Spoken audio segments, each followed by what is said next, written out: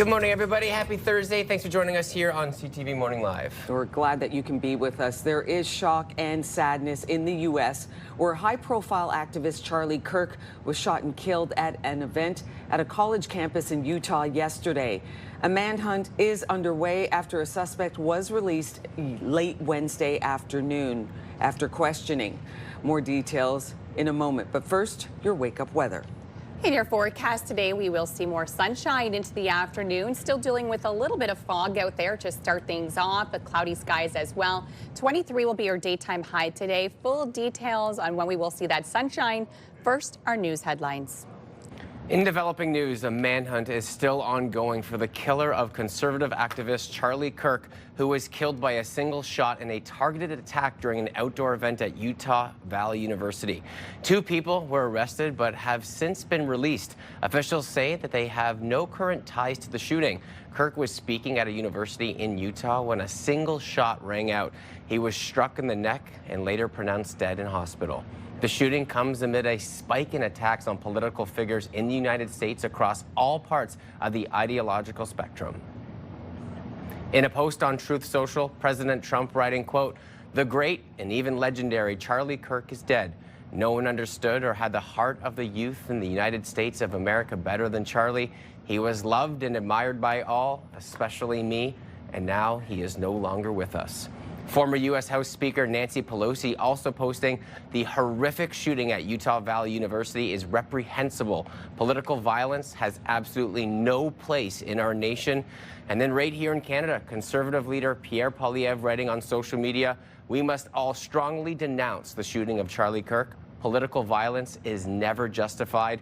The attacker must be brought to justice and free speech must be upheld." At City Hall, a motion was approved that would help keep councillors' salaries in line with what other big city elected officials are making.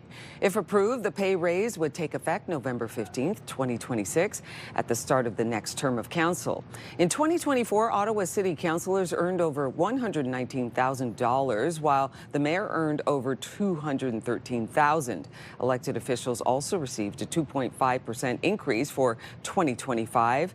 This taking place the same day that council imposed a hiring freeze on full-time employees. I think if you did the math on how many hours councillors put into their work, they're terribly underpaid. I don't think there's any question about that. But I don't think this job was ever set up to be where you're going to earn fair compensation compared to other jobs in the private sector. An analysis of Ottawa's elected officials' salaries by a third party last fall found that the pay for Ottawa's mayor and councillors is already comparable with other Canadian cities. Ottawa City Council wants to cap the size of the municipal public service, and it's looking at ways to limit spending to keep the 2026 property tax hike at 3.75%. The city currently has around 17,000 employees and doesn't want staff to grow much beyond that. The motion allows for some hiring exemptions, including for emergency services like police and firefighters, as well as childcare, long-term care, and public health positions. Ontario Provincial Police are investigating an armed robbery in Arm Prior. It happened Wednesday at a convenience store in Madawaska Street. Police say a man entered the store, brandished a knife, and demanded cash. No one was injured, and OPP are now looking for the suspect. He's described as 5'10" and around 150 pounds. He was wearing a black and gray hoodie, a ball cap, and a blue face mask. 9 people are displaced after an overnight fire in Lowertown. Multiple people called 911 just after midnight on Wednesday, reporting a fire in a semi-detached duplex on Jesus Avenue between Cumberland Street and King Edward. When crews arrived on scene, they discovered flames on the side of the building and extending all the way up towards the roof. Additional resources were brought in to help battle the flames. There is extensive damage inside of the house, but thankfully, no one was injured. A downtown Ottawa street corner is getting a new look. Releve is made up of 2 luxury apartment towers on the corner of Albert and Lyon Streets. One of the buildings has just opened up, marking a major step in revitalizing the city after the pandemic. The buildings were designed with state-of-the-art amenities, and each unit is tailored to meet the needs of anyone living and working in the downtown core. There's also a Food Basics across the street and an LRT station nearby. Will we bring life back to the city? I think we're one piece of it. I think there's a lot of pieces that still have to come, but I think we will help bring people back. The Ottawa Board of Trade also expects the buildings to provide a boost to the city's downtown core. The 2 luxury rental towers include a 29-story building and a 23-story building. Studio apartments in 1, 2, and 3-bedroom units costing between $1,900 and $3,300 a month. It's one of the best pieces of evidence to date about the possibility that Mars once harbored life. Here we go. Let's go down the hole, friends. A rock sample collected from a dry river channel by NASA's rover last summer contains potential signs of ancient microscopic life. The rock is believed to have formed more than 3 billion years ago. Wow. The space agency examined the data for a year and couldn't find another explanation, but the minerals spotted in the sample also can form through non-biological processes. Scientists stress in-depth analysis is needed before reaching any conclusions. Wow. It's always so cool what they're able to find, and then, you know, when we do get to hear about it and then get some more details. And from like billions of years ago, which is just incredible. Mind-blowing. It is. You can't even almost wrap your head around that. I'm sure we've all at some point stared up at the sky, started going down, and went, all right, that's enough for today. Yeah, exactly. Questions you'll never get answers for, right? No. But we will get answers about the forecast, Melissa. We sure will. And another beautiful day. So if you loved yesterday, we have more of that sunshine and heat on the way into your afternoon today. Similar to yesterday, we're dealing with those fog patches early this morning. That will dissipate late this morning. Then we will see cloudy start to your day, but then that sunshine into the afternoon. Warm conditions today and more sunshine on the way as we head into Friday. Temps warmer today than we have been at the last few days, where we're sitting in the single digits. Today we're in the double digits, already sitting at 13. So not nearly as crisp if you are heading outside this morning. 10 in Kemptville, still single digits in Cornwall, sitting at 8 degrees. 10 currently in Kingston, 14 and 15 in Pembroke Petawawa this hour. So in our skies this morning, dealing with that fog to start things off. So it will be a little bit foggy out there. Then cloud coverage as well until about noon hour. That's when those clouds will start to lift and we'll really get to see sunshine throughout the forecast today. But we'll still see a few breaks here and there throughout your morning hours as well. And nothing really to see except for clouds in our models over the next few days. We won't see any rain until we head into Sunday. So that is the day that we could see some soggy conditions. 23 is the high, so still a little bit above seasonal. We do have a humidex today as well. We'll feel closer to 25 later on this afternoon. And check it out. So the nice sunny weather coming to an end as we head into the weekend, but we still have a few days before we get there. Highs of 23 today, 21 tomorrow. Very sunny as we head into Friday. Then the weekend, a little bit cloudier for Saturday, and then we are expecting that wet weather on the way for Sunday. Temps slightly cooler as well on Sunday with a high of only 19, but don't worry, more sunshine on the way next week and temperatures back above seasonal. On your roads this morning, here's a live look at your time saver traffic, and we are collision free. No major delays to report. Everything is smooth sailing this hour. The annual City Folk Festival is underway at Lansdowne Park. CTV's Sean Varden was there and checked out night number 1. Ottawa's City Folk Festival kicking off Wednesday night. The 5-day music festival, a staple in the capital. I've done like Blues Fest, I've done Jazz Fest, I've done a few different festivals in the area.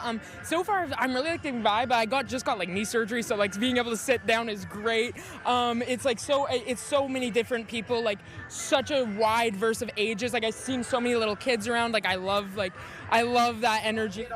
Autumn Burke is here with her friend to see a double bill of some of their favorite music. Kicking off with Paul Russell, and then capping the night off with Alex Warren, and I'm here to see him because I absolutely love how honest he is about his family and all he's been through. He's so open about everything, and I just love it. City Folk has been marking the end of the summer in the capital for 3 decades. Originally called the Ottawa Folk Fest, now the festival taking over the Great Lawn at Lansdowne Park, offering a diverse cross-section of music to fans. It started in Ottawa, downtown on the island, and then it moved out to Britannia, then to Hogsback, and we've been here for 10 years now, and it's fantastic. So my first time actually coming to City Folk, he was in my belly. So now we're hoping that Alex will sign his cast. Yeah. This year, organizers have a new treat for concert goers, a pop-up pub called the Thirsty Dog. The wooden bar, part of Ottawa's history, salvaged from Brandy's, a Byward Market mainstay, which closed decades ago. It's always a good time at the festivals, and we're looking forward to a good night. I saw a little kid dancing earlier. You know, everyone's just having the best time. The 2025 edition of City Folk wraps up Sunday. Sean Varden, CTV News. Looks like fun. Today in the social room, we are asking you, what's your dream home? Is it a farmhouse in the country, a penthouse in the city? We want to know as the 2025 Minto Dream Home for CHEO is being revealed. We thought, why not ask about your favorite dream home? Let us know. Ottawa.morning@ctv.ca. Here's a live look through our Centennial Glass Skycam. Nice and dark for you before the sun rises and fills the sky with so much light. It's going to be a gorgeous day on your Thursday. You're watching CTV Morning Live. Good morning, Ottawa. Dream big with Move 100. Now, dream $20,000 bigger. Listen weekdays for your chance to win $20,000 every week. Dream big, win bigger with Ottawa's Move 100. Hey. CTV and TSN 1200 want you to be the Myers Automotive Group Team of the Week. Your team could win $1,000 for new equipment, tournament fees, or an incredible team party. Shoot us a quick video uploaded at ctvottawa.ca. Whether it's hockey, ringette, choir, band, or any team in between. Each week, the winning team will join us live in studio at CTV Ottawa at 6 to claim their prize. Enter today for your chance to be Myers Automotive Group Team of the Week. The National Capital Region is jam-packed with incredible experiences you don't want to miss. Hey, I'm Sanaya Taylor, your iHeartRadio Weekender, powered by Barrhaven Ford. Get the inside scoop on all the biggest and best events every Thursday, Friday, and Saturday on CTV, Move 100, Pure Country 94, TSN 1200, and News Talk 580 CFRA.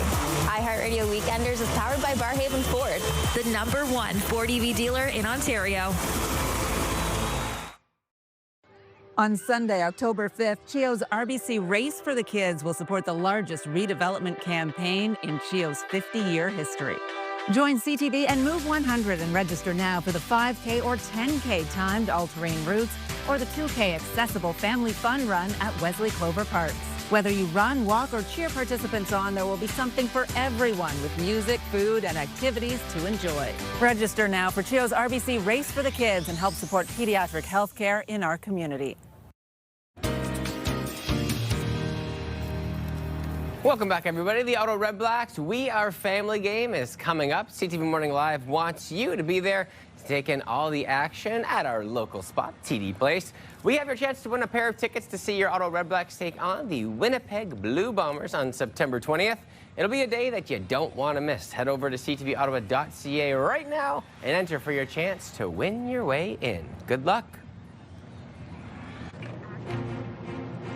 Welcome back to CTV Morning Live. Here's what you need to know right now. A manhunt is still ongoing for the killer of conservative activist Charlie Kirk, who was killed by a single shot in a targeted attack during an outdoor event at Utah Valley University. In your forecast this morning, we're seeing cloudy skies to start things off. A little bit of fog out there as well, but don't worry, that will clear up later on this afternoon.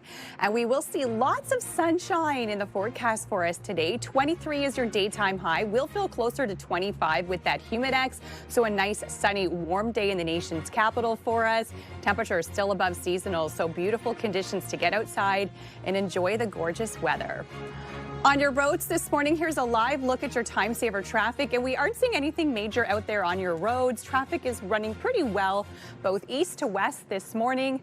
We are starting to see a few slowdowns, Richmond in through Pinecrest, but overall traffic is looking pretty decent this hour.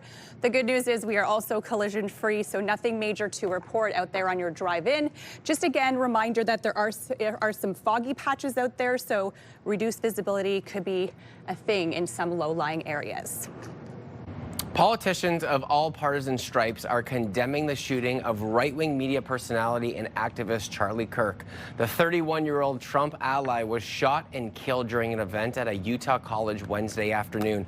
Let's check in with Bill Carroll from the Morning Rush on News Talk 580 CFRA. And Bill, just a horrific scene yesterday. Yeah.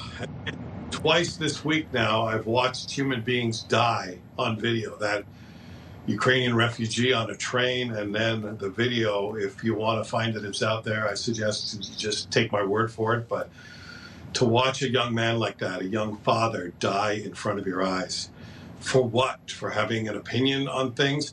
Look, I wasn't the biggest fan or even the biggest follower of Charlie Kirk. I'm not professing to be any kind of an expert on what he believed, but there was a time, maybe 3 or 4 years ago, when people started to send me his stuff. And you know how the internet works. You view a couple of videos by someone, it figures out what you like to watch and assumes you want to watch more. So I was watching a lot of these videos, usually about his opinions on gender issues. And, you know, it's hard in the heat of the moment yesterday, as some people are even celebrating his death because of his political views. It's hard to put some perspective on it. So I want to tell you what I thought about him 2 or 3 years ago when I first saw someone. I thought it was actually even younger than he is. He looked to be 21 or 22, had a baby face, very charismatic, kind of a clever debater, and made very direct, sometimes overly simplistic points of view. And often I thought he went too far, and I didn't entirely agree with him. But I thought Charlie Kirk then was necessary. I thought he was healthy for the United States of America, because he was taking his thoughts and his points of view onto college campuses, where, as extreme as he could be in his approach, he was facing other people on campus, students, sometimes professors, being as radical and extreme on the other point of view about issues that they believed were settled and that there's only one way to see things. An issue that is as complex as it could possibly be. The physiology, the psychology of gender issues, the social consequences of all of those things. We've lost that ability to look at nuance. But what Charlie Kirk did is bring a debate to a place where debates should be, on university campuses, where too often only one side of the story was being told. And I think the rhetoric in that case, even if it goes to a little bit of an extreme, can be very healthy, as long as you counter it with somebody who has an opposite point of view. And then hopefully people start to say, I hadn't thought of it that way. Maybe there is some room in the middle here for compromise. So I thought Charlie Kirk was necessary. What I think we can all agree on that's unnecessary is for people to die for the points of view. This was not Adolf Hitler. This, whatever you think of his political views, that's not what we're dealing with here. This is not a human being who deserved to die. There is not a mother out there who deserved to lose her husband and 2 young children. It's an awful tragedy. And I think in the next coming days and weeks, the U.S., and because we're their closest neighbors and allies, we too are going to have to, and I see us going down this extremely divided path that the U.S. is on. We're not as far down that road as they are, but there's a danger we could get there. I think we're going to have to take a deep breath and look at ourselves in the mirror and say, is this who we want to be, especially in the U.S.? Is this the country you want to be? We have to start listening to each other and finding room for compromise. Guns are not the answer to that. No, and a lot of people yesterday agreeing with that, Bill. Barack Obama, we have President Donald Trump, conservative leader Pierre Poilievre, all sharing that same ideology where violence is never the answer, and especially, unfortunately, Charlie Kirk's 2 kids and wife were there on scene yesterday. A tragic day, but appreciate your time this morning, Bill. You have a good day. You can listen to The Morning Rush with Bill Carroll on News Talk 580 CFRA weekdays from 6 until 10 in the morning. We're going to check out TSN's must-see moment. Hey there, welcome inside the Sports Center newsroom. Lindsay Hamilton with your must-see moment from Wednesday. We are heading to Russia. Yeah, you got to check out the shootout goal from the Russian Supreme Hockey League. Pavel Meshkov absolutely fools the goalie. lets the puck slowly slide right by him into the net. And that is one of the all-time cheekiest shootout goals you'll probably see. Nice stuff. Meanwhile, Thursday on TSN, Week 2 of the NFL season kicks off when the Commanders visit the Packers. Pre-game coverage begins at 6 p.m. Central Time. That's all for now from the Sports Center Newsroom. Enjoy the football and have a terrific Thursday.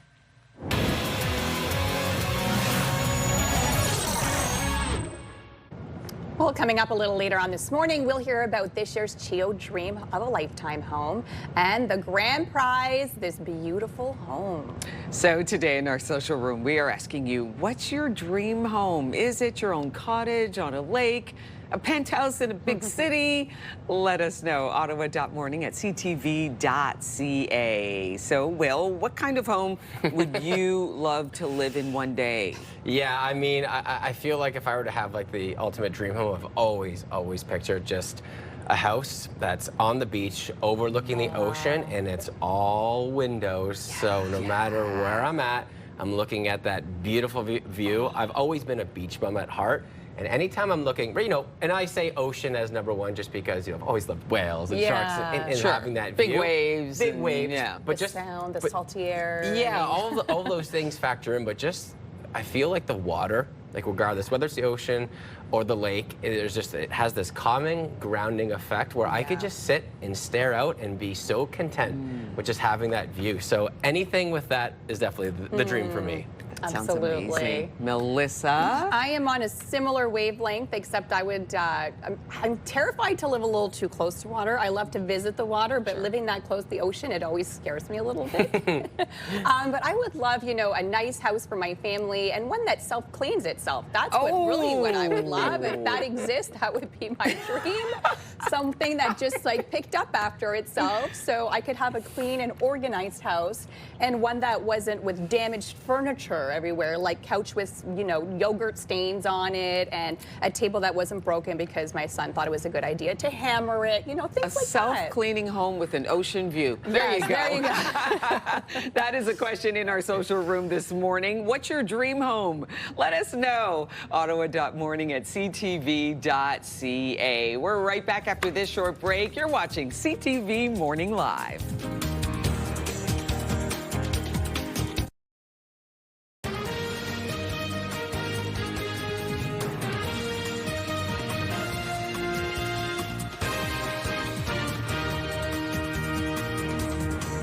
Good morning and welcome to CTV Morning Live. Here we are, Baby Friday, almost there. We're really glad you can start your day with us. Melissa, what's it going to look like outside today? The beautiful weather continues today. So we have another gorgeous day on the horizon for us, 13 degrees currently. So not even as cold this morning as it has been throughout these early morning hours. We're already in those double digits, still seeing some fog patches. Full details on how warm it will be later on this afternoon. But first, our news headlines. In developing news, a manhunt is still ongoing for the killer of conservative activist Charlie Kirk, who was killed by a single shot in a targeted attack during an outdoor event at Utah Valley University. 2 people were arrested but have since been released. Officials say that they have no current ties to the shooting. Kirk was speaking at a university in Utah when a single shot rang out. He was struck in the neck and later pronounced dead in hospital. The shooting comes amid a spike in attacks on political figures in the United States across all parts of the ideological spectrum.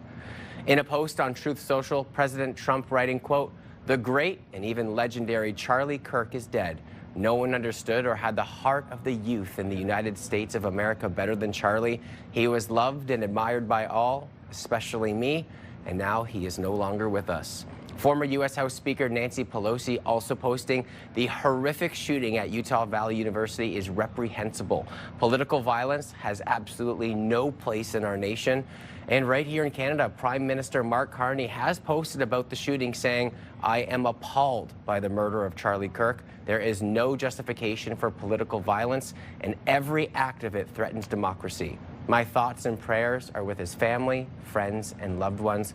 We'll have more on this story coming up in just a few minutes. After Kirk's death, it is expected there will be heightened security at memorial events marking the anniversary of 9/11. Today marks 24 years since the attacks on the U.S.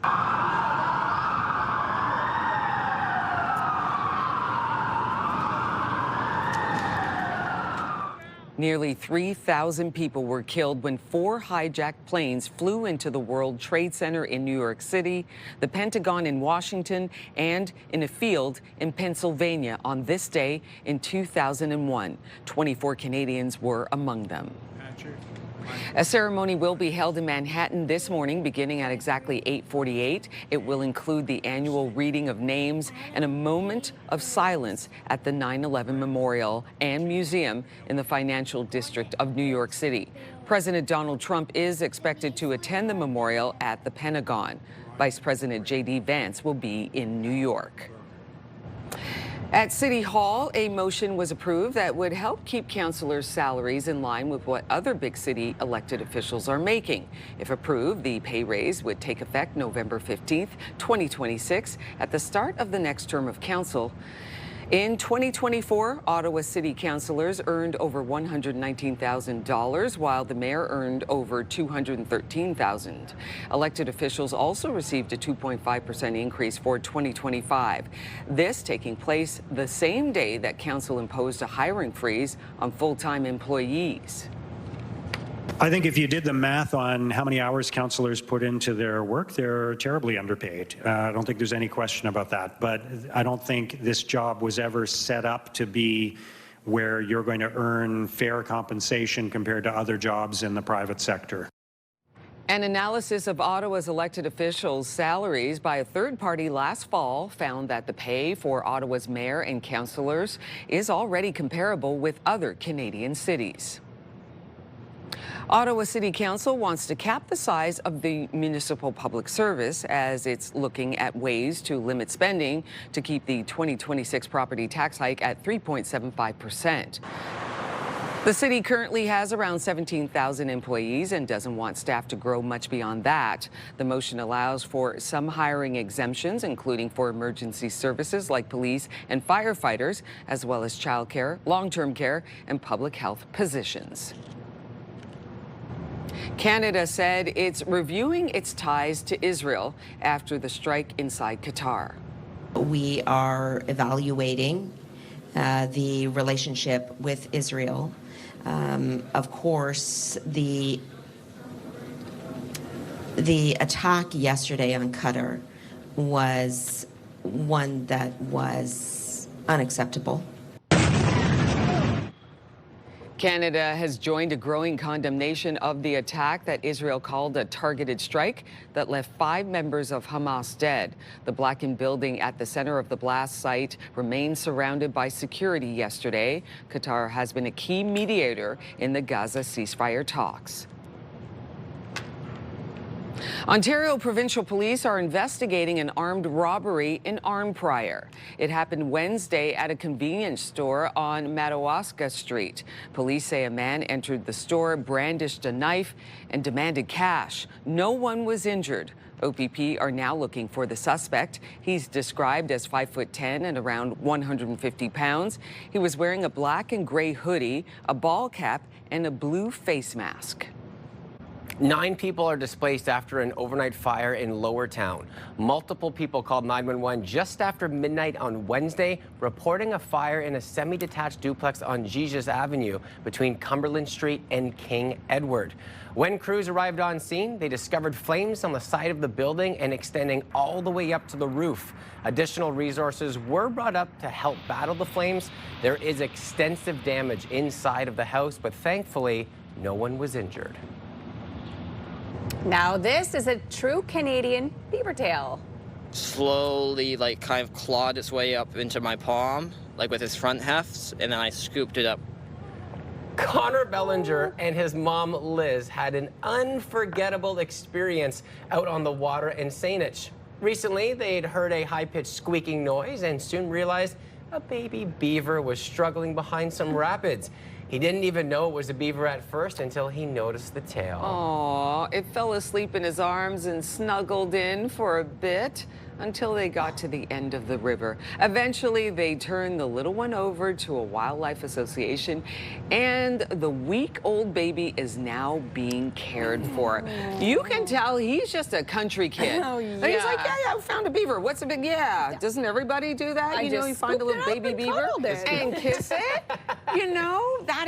That's amazing. You could see the little beaver just wanted some love. Wanted some love?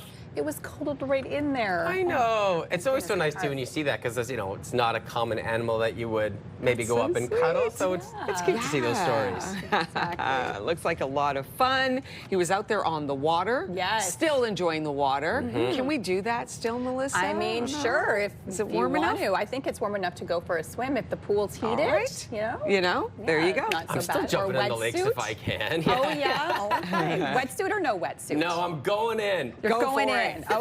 Okay. So if you're brave enough to jump in, go for it. I mean, it's still definitely swimming weather. We're going to see temps in the mid-20s today. Still seeing some fog patches out there to start things off. It's a little bit cloudy into the afternoon, those sunny, warm conditions. And we will see more of that on the way as we head into tomorrow. In the double digits still, even though we've dropped 1 degree, we're sitting at 12 here in the city. Single digits for Kemptville, Cornwall, almost in those double digits in the high single digits, 9 in Kemptville, 8 in Cornwall. Out in the valley, quite warm to start things off. It's 14 in Pembroke, 15 currently in Petawawa. So still dealing with that fog this morning. It's a little bit cloudy out there to start things off. You can see that cloud coverage. The good thing is by around noon hour, those clouds will start to clear out and we will see lots of sunshine throughout the day ahead. Another sunny day as we head into tomorrow as well. Then as we head into the weekend, it is looking a little bit cloudy and a little bit wet. So fog patches on your drive-in could reduce visibility a little bit. So keep that in mind if you are heading out anywhere on the roads. As we head home tonight from work, no major issues and no obstacles to report on your roads as we are expecting a mix of sun and cloud to end off your day. Over the next 7 days, beautiful conditions on the way today into tomorrow. 23 for today, 21 tomorrow, pure sunshine on the way. Then the weekend is looking a little meh. Not too bad, but of course it could be better. It could be like this week. We won't see a lot of sunshine. 21 for Saturday, cloudy skies. And as we head into Sunday, temperatures into the high teens. We are expecting some rain on the way, but don't worry, we're not done with the summer-like conditions. Next week, temperatures still above seasonal and lots of sunshine towards the middle of the work week. Weather is brought to you by Manotick Place Retirement Community, a community you can call home. And here's a live look at your time saver traffic. We are collision free this morning. The eastbound 417 still seeing a bit of volume near the 416 split and up through Maitland this hour. The FBI says a manhunt continues after high-profile right-wing activist Charlie Kirk was killed at a campus event in Utah Wednesday afternoon. A suspect taken into custody has been released. All of a sudden, in a second later, I heard a gunshot, and everybody started running in a mob through the doors, and it was scary. On-campus events like this one are what made Kirk a star of the political scene over the last decade. Politicians of all partisan stripes have spoken out against what they are calling an act of political violence. Kirk was 31 years old. Joining me now is CTV News political analyst Eric Ham, who is in Washington. Good morning, Eric. Good morning. Good to be with you. So obviously, horrific events yesterday. I'd love to get your opinion on what politicians are thinking at this time after that scene yesterday afternoon. Well, we've heard from a number of politicians, both from the right and left, both condemning the violence, but also hailing Charlie Kirk's political organization and, of course, the work that he did with young people. Of course, as we know, he was in Utah on a college campus speaking to more than 3,000 people when this heinous event actually occurred. And when you take a look at Charlie Kirk, if you're not familiar with what he does when he goes to the campuses and has these debates, why was he so notorious in the U.S.? Well, he was, of course, someone whose rise also grew at the same time of President Donald Trump. He was someone on the far right. Of course, he went after political opponents on the left, very much in the same way that we have seen MAGA and Donald Trump do so, actually supporting the Second Amendment, even if it meant more mass shootings across the country, celebrating the attack on the former speaker's husband, Paul Pelosi, the husband of Nancy Pelosi. And he was seen as just a very controversial figure, certainly a lightning rod that, of course, enjoyed tremendous acclaim within the Trump orbit. In fact, many believe he was instrumental in actually helping not only Donald Trump retake the White House back in January, but also ensure that MAGA Republicans controlled both sides of Pennsylvania Avenue with the White House as well as Congress. Yeah, and it was such a horrific scene yesterday, in front of his kids, his wife, all of the students that were there. And you were seeing on social media, you have Barack Obama, you have Prime Minister Mark Carney, U.S. President Donald Trump, all on the same page when it comes to, it doesn't matter your views in this space, violence is never the answer. Yeah, that's right. But also, too, we saw the president put out a video on his Truth Social site where he actually condemned and attacked the radical left, suggesting that they were to blame for this shooting. Now, it's still unclear why this happened or who, in fact, did this. We do know that law enforcement is searching for the culprits in this killing. But again, we have seen a massive call from politicians on both the left and the right, actually seeking to actually tamp down a lot of the politically charged rhetoric that we have seen that has now come to underscore the politics of the nation right now. And today marks the 24th anniversary of the 9/11 attacks. Would you imagine from yesterday that there might be an increase in security measures given what today has entailed? Yeah, that is to be expected. And of course, typically it's a day of mourning, it's a day of remembrance. And now, given the assassination that we saw yesterday and just the climate that we're seeing right now, the president is sending troops into another American city at some point in Chicago. They're already here in Washington, D.C. And so right now it's a politically charged environment all across the country. And it's all taking place amid the backdrop, of course, of that fateful day that took place 24 years ago. Lots going on with a lot of moving parts over the next 24 hours. Eric, we really appreciate your time this morning. You bet. Thanks for having me. All right, we're going to take a peek outside through our Centennial Glass Sky Cam. Just a little bit of sunshine poking through, but looking like a really nice afternoon. Stay with us. Much more to come here on CTV Morning Live.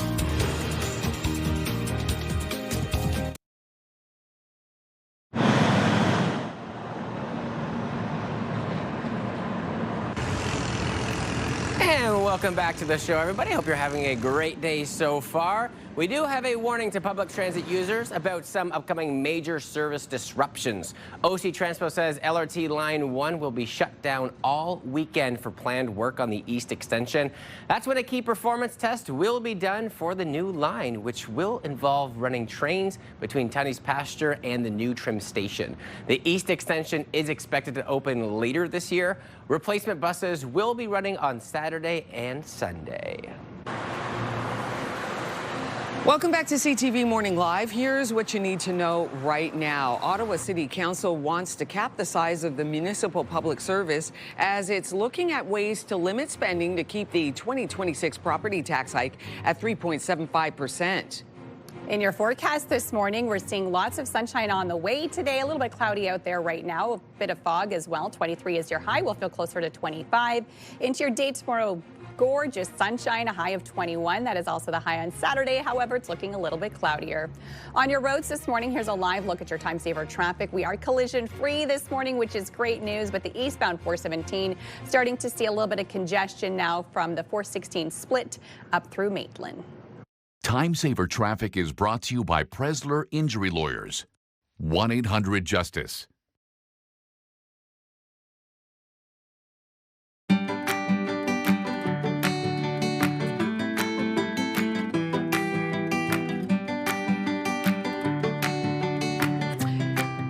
In our social room today, we're asking you about your dream home because the CHEO Dream Home of a Lifetime 2025 was just revealed, and it is simply gorgeous. So that got us dreaming about our dream home. And we should be dreaming, right? Everyone's got their own home. Right? And Richard says, my dream home is going back in the past to where I was born, with the family in the kitchen enjoying good meals. Oh, Richard, taking it back there. Hitting us in the nostalgia feels on this Thursday morning. We love it. Darlene says, I think we already have our dream home. We live in a quiet neighborhood. We have a big property, so we have both space and privacy. It might need some updates, but we love it. Already living in the dream. Another wonderful perspective.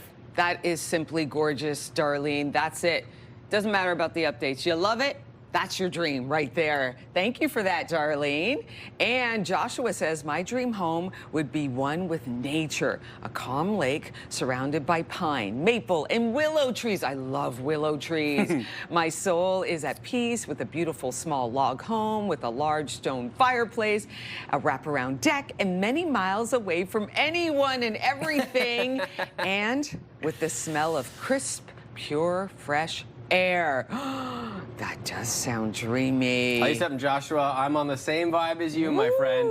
Elaine says, my dream home would be a home filled with love and laughter and lots of happiness along the way. We'll just take that and then we'll add it towards Joshua's as well. Oh, that is just wonderful. Thanks, Elaine. Pamela says, my dream home is on a lake with neighbors far away, lots of big, beautiful windows with an indoor pool to swim when it's cold. Those are some really great dream homes. Loving that. Noticing the theme, right? It's about being at peace and calm and one with nature. Yeah, the nature one is definitely, I think, what everyone starts like, you know, peace and quiet away from everybody around for the busy life. So we love it. Thanks so much for your response. Why don't we keep the conversation going? What's your dream home? Let us know. Ottawa.morning@ctv.ca.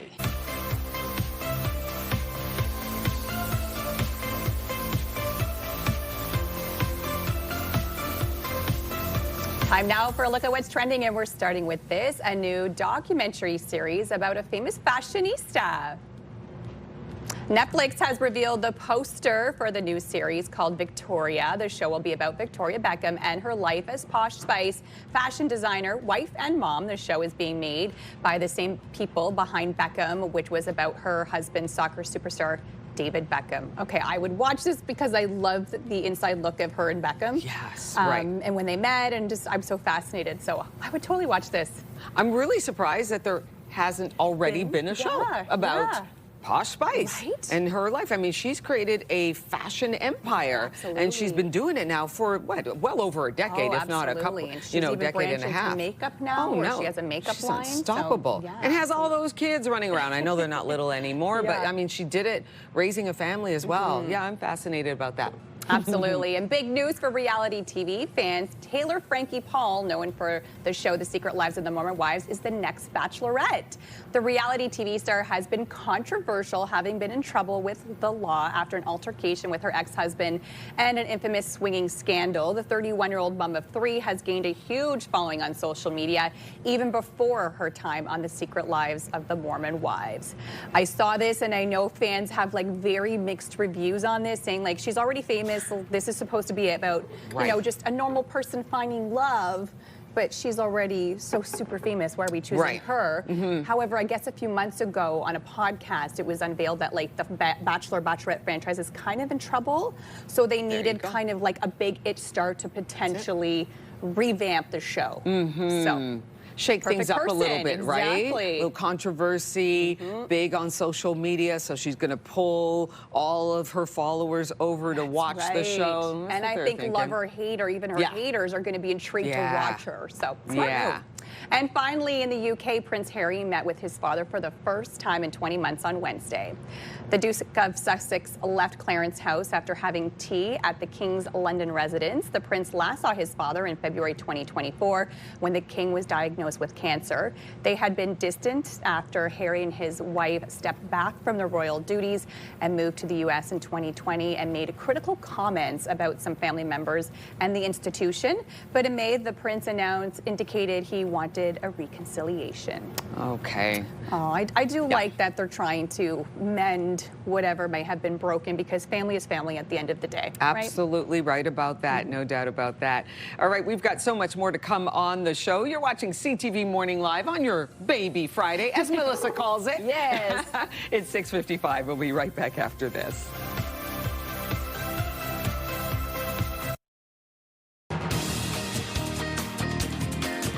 Today, prominent right-wing activist and media personality Charlie Kirk is killed in Utah. More on the reaction and the ongoing search for the shooter. A motion to give city councilors and the mayor a raise approved at City Hall. I just feel the timing while we see many of our federal partners being laid off, obviously there's concern across the entire city, across the country, about where we're headed right now. I certainly think it's worth looking at, but the timing is not optimal. If passed, the pay raise will take effect next year. And we tell you how you can deal with yellow jackets during Wasp season. It's Thursday, September 11th. You're watching CTV Morning Live.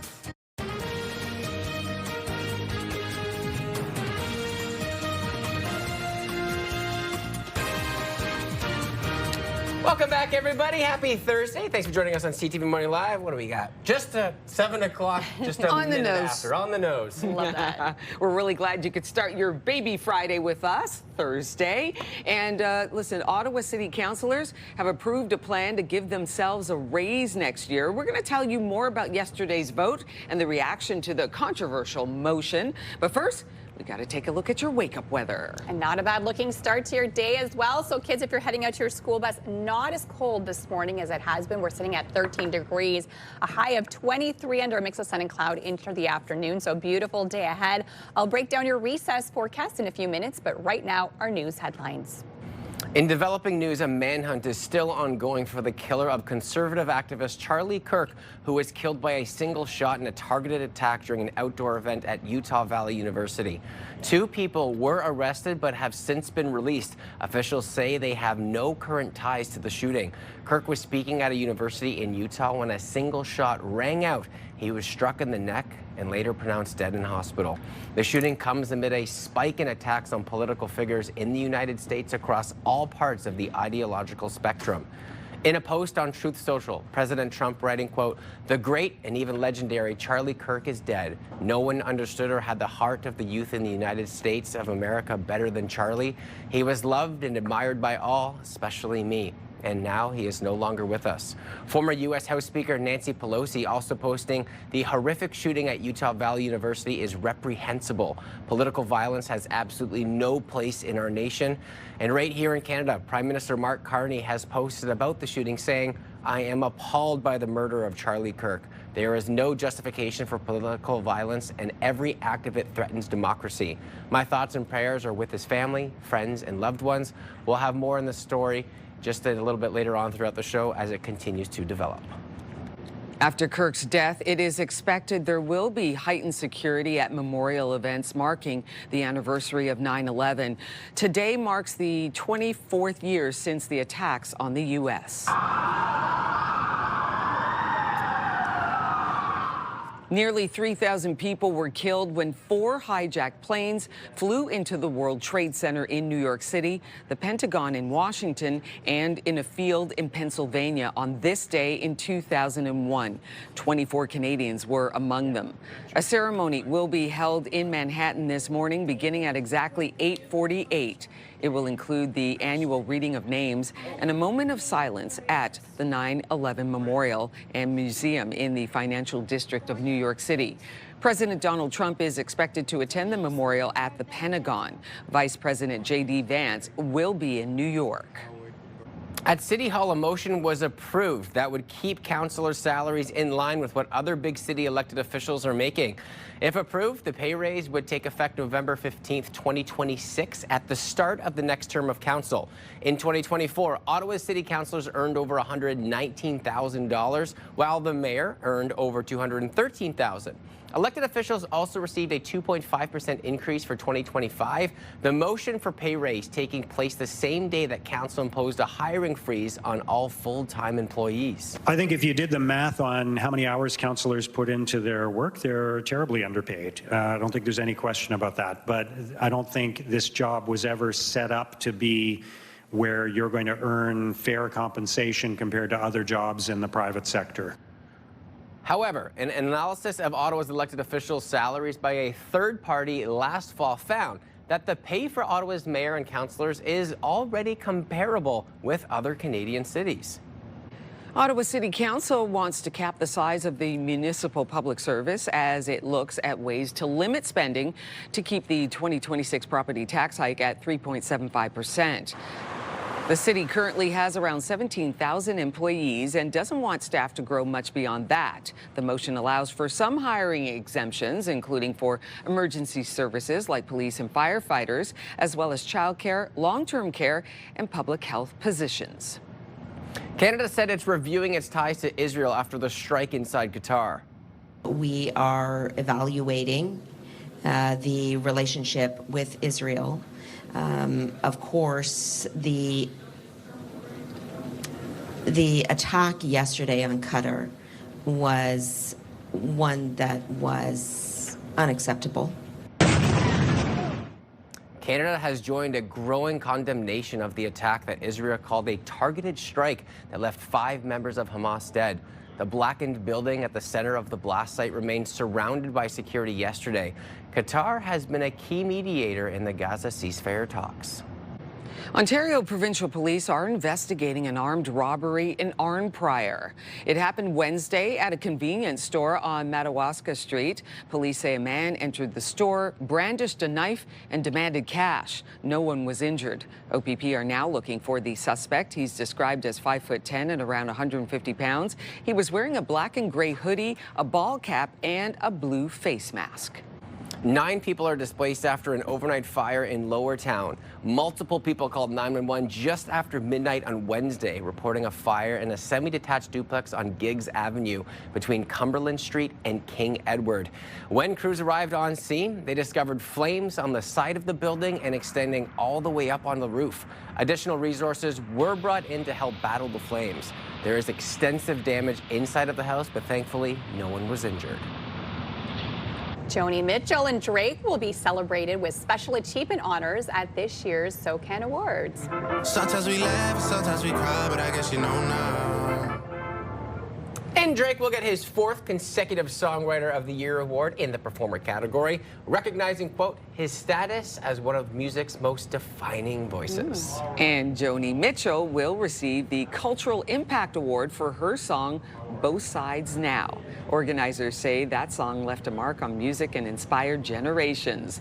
The SOCAN Awards will be handed out September 24th in Toronto. That's right. You know, award season is really kind of picking up now. It sure is. So much fun. And to honor like Drake and Joni Mitchell. Right? Like Canada can produce some talent, I tell you. Can it's we ever? absolutely incredible.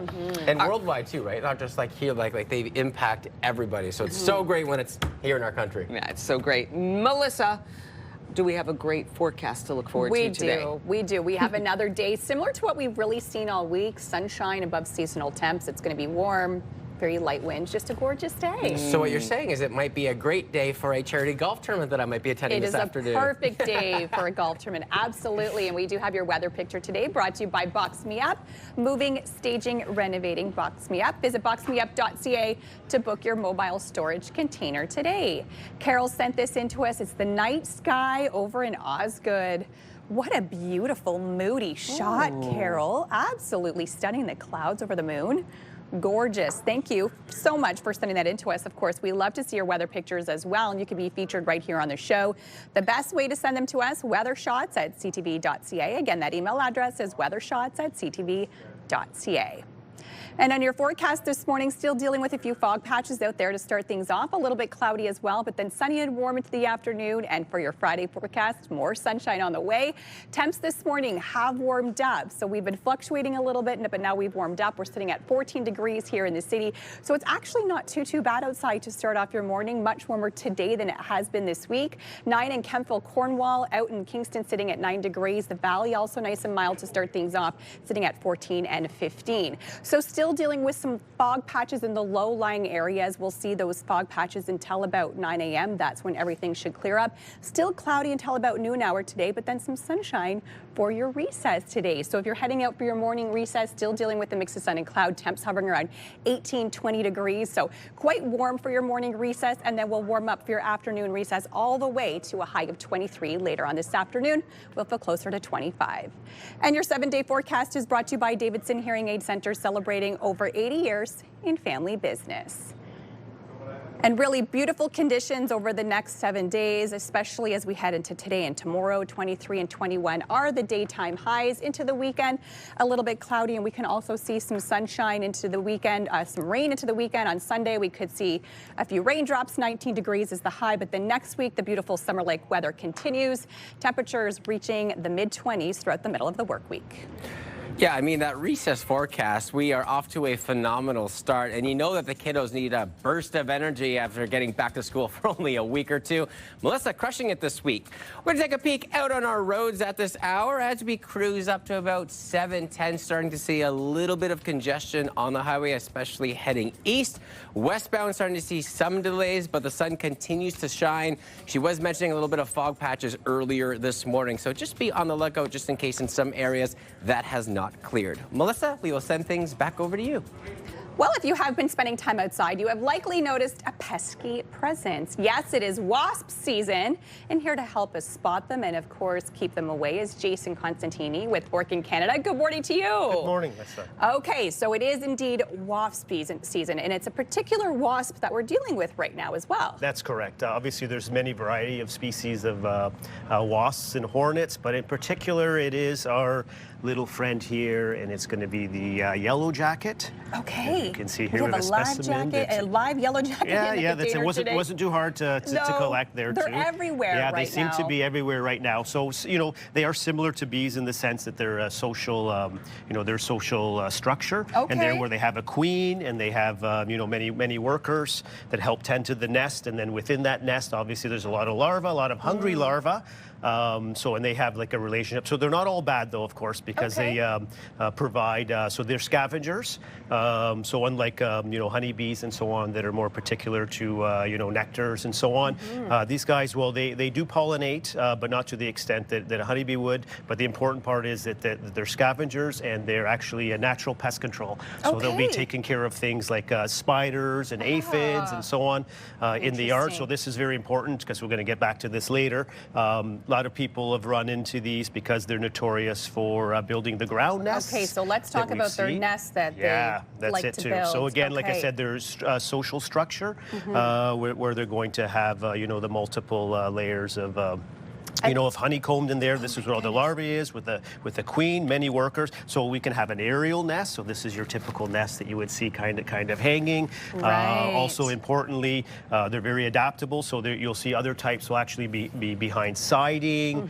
They could be in clutter and so on. So this is something we're going to get back to later. So very diverse nest structures there too. And the sting of a yellow jacket, it hurts. It's not like a little poke. No, it's definitely not too. So they obviously can be very aggressive, especially this time of year, and there's going to be a reason for that too. So we're going to probably talk about kind of the biology. So what happens is that obviously the workers are out, and so they're gathering all these proteins, but that's very specific because they don't eat it themselves. They're actually bringing it back to the nest, and it's the larvae that eat the proteins and so on to help them with their development, and eventually, obviously, they'll become an adult worker in that case there too. But in return, the larva actually secretes a carbohydrate, so it's like a sugary solution. So our little friends are kind of, so it's kind of like it's a working relationship within the nest. So they bring them the protein, and then they give them a little sugar treat. Little sugar treat, and that keeps them going. And then obviously they can supplement, but not to a large extent. So what's happening this time of year is the nest has come to its peak. So it's a very large population of workers, but the queen is behavior starting to change. She's starting to get ready for next winter because they will all actually die off. But so she's getting, she's laying less eggs, less larvae, and she's into maybe making new queens for next year. And those are the ones that will overwinter to start the new colonies. So that means less sugary treats for these wasps? Is that why they're going after our sugar? You got it. So now we've got hungry wasps, and apparently hungry wasps are very aggressive wasps at this point. Obviously bold, so they're supplementing their diets with what's readily available, and apparently we provide very easy treats. So now we're going to get into, at this point, it's like, so what can we do then to kind of, so it's never going to be complete elimination, obviously, but we want to reduce. So, thinking long term, on a, let's say, for instance, on a property, you're going to want to make the property less conducive to, to where they would nest and so on. So, things you can do for your home, and we're talking about is, any little gaps. Like I said, they're very adaptable with the nest. So, any structures, any holes, any gaps, and so on, you want to do that. Your yards, you're going to want to declutter as much as you can. Again, like leaf piles, wood piles, to try to reduce that as much as you can. And then you can get, is this a feeder or a trap? So this is basically, they're bait traps. So there's different varieties, and there's homemade ones. You can look on the internet and so on. So there's sugar traps. So you're looking at reducing the population, in the area. So there's just not as many when it comes to fall, because it's going to happen every year regardless to one extreme or another. So again, you can go on the internet. These are readily available. You can be purchased. You're going to want to remove, of course, any nests earlier on before they get really big on your property. So you can call a worker and any reputable company. That's it, to help remove there too if you're not brave enough, because again, they can be very aggressive too. Other things you can do is obviously there's certain types of plants and so on, like geraniums and so on. Again, an internet search will give you a variety of plants that they're less attractive to, and this is kind of thinking long term. I know there's fake nests as well as you can buy because they're territorial and they kind of represent, maybe a hornet, because a hornet is a natural enemy of we get into these bigger guys here of wasps and so on. Yeah, fake hornet's nest. Results will vary, of course, there too. And then short term, for on the patios and so on, then there's essential oils and stuff you can use. Again, another internet search there can kind of help you with keeping them at bay as well. Perfect. Thank you so much for joining us today and helping us, learn why wasps are so pesky this time of the year, and of course, things you could do at home to kind of deter them from your property. Coming up, why one local MPP says we need more intensification in the downtown core. We'll have that conversation coming up next as our guest stands by in our CTV Morning Live Lazy Boy Lounge this morning. Good morning, Ottawa. It is 7:16. You are watching CTV Morning Live.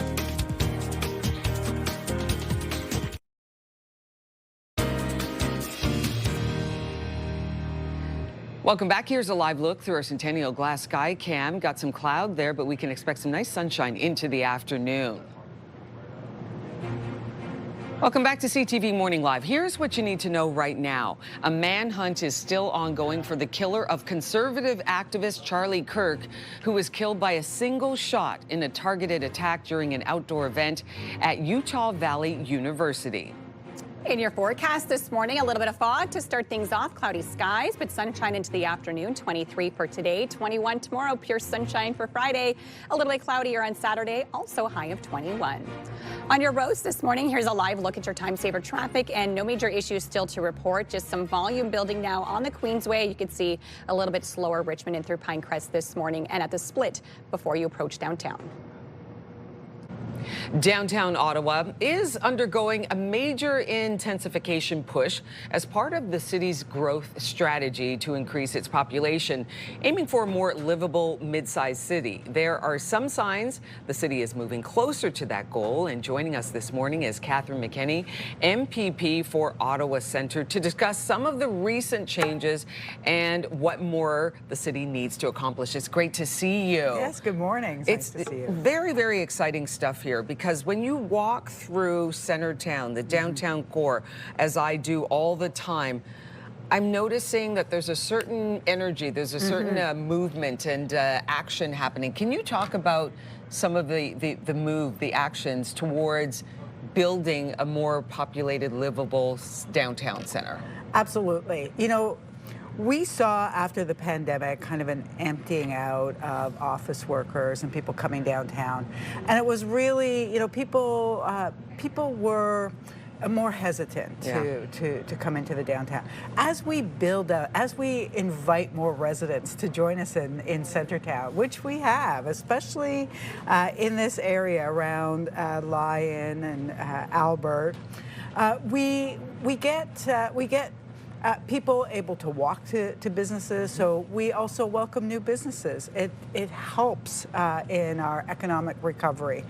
It also means that we can get around perhaps without using a car. It provides more people to use transit and to walk. So it's just economically, it is better. Personally, for people living downtown, it just feels better to have more people around. Talk about the new Releve apartment complex and what that is going to add to the downtown core. Well, we see the Releve, we see the new new apartment on Albert. We see the new Slate. These are, all new units that will, bring in thousands of new residents into the downtown core. And it also means that businesses will move into the downtown core. It means that we will have that kind of hub that we always look for whenever we think about revitalizing a downtown neighborhood. Okay, MPP McKinney, what about affordability? Are you looking at that as well as you want to bring more people to the downtown core? Absolutely. We know that the private sector is not going to provide, deeply affordable housing. Private sector provides housing supply, but we have to go further. We need to ensure that there is non-market housing, that, whether that's new community housing, whether it's new co-ops, so that there are options for everyone to come into the downtown core. We want to be able to have that mixed income, mixed use neighborhoods that are really the healthiest neighborhoods that any city can have. And how are you feeling about the Ottawa Senators finally reaching a deal with the NCC? LeBreton Flats and the redevelopment of LeBreton Flats is one of the most exciting things that is happening in this city. And to have that kind of large entertainment center at LeBreton Flats as we're, adding new housing into that, gateway into the downtown. We've got the Trillium line. We've got that whole corridor where we're going to have more housing. It's just so exciting. It's just kind of that little gem in the middle of it all. Yeah, it is very exciting for this city. The entire city deserves that, a vibrant downtown core. So we're looking forward to continuing seeing this expansion and this growth. Absolutely. MPP Catherine McKinney, thank you so much for coming by. Really appreciate you coming by today. Coming up, the Bennett Real Estate Rundown is up next. We're taking a look at homes for sale in Renfrew and Braeside. Our guest is standing by in the CTV Morning Live Lazy Boy Lounge, and we'll be back right after this short break. Good morning, Ottawa.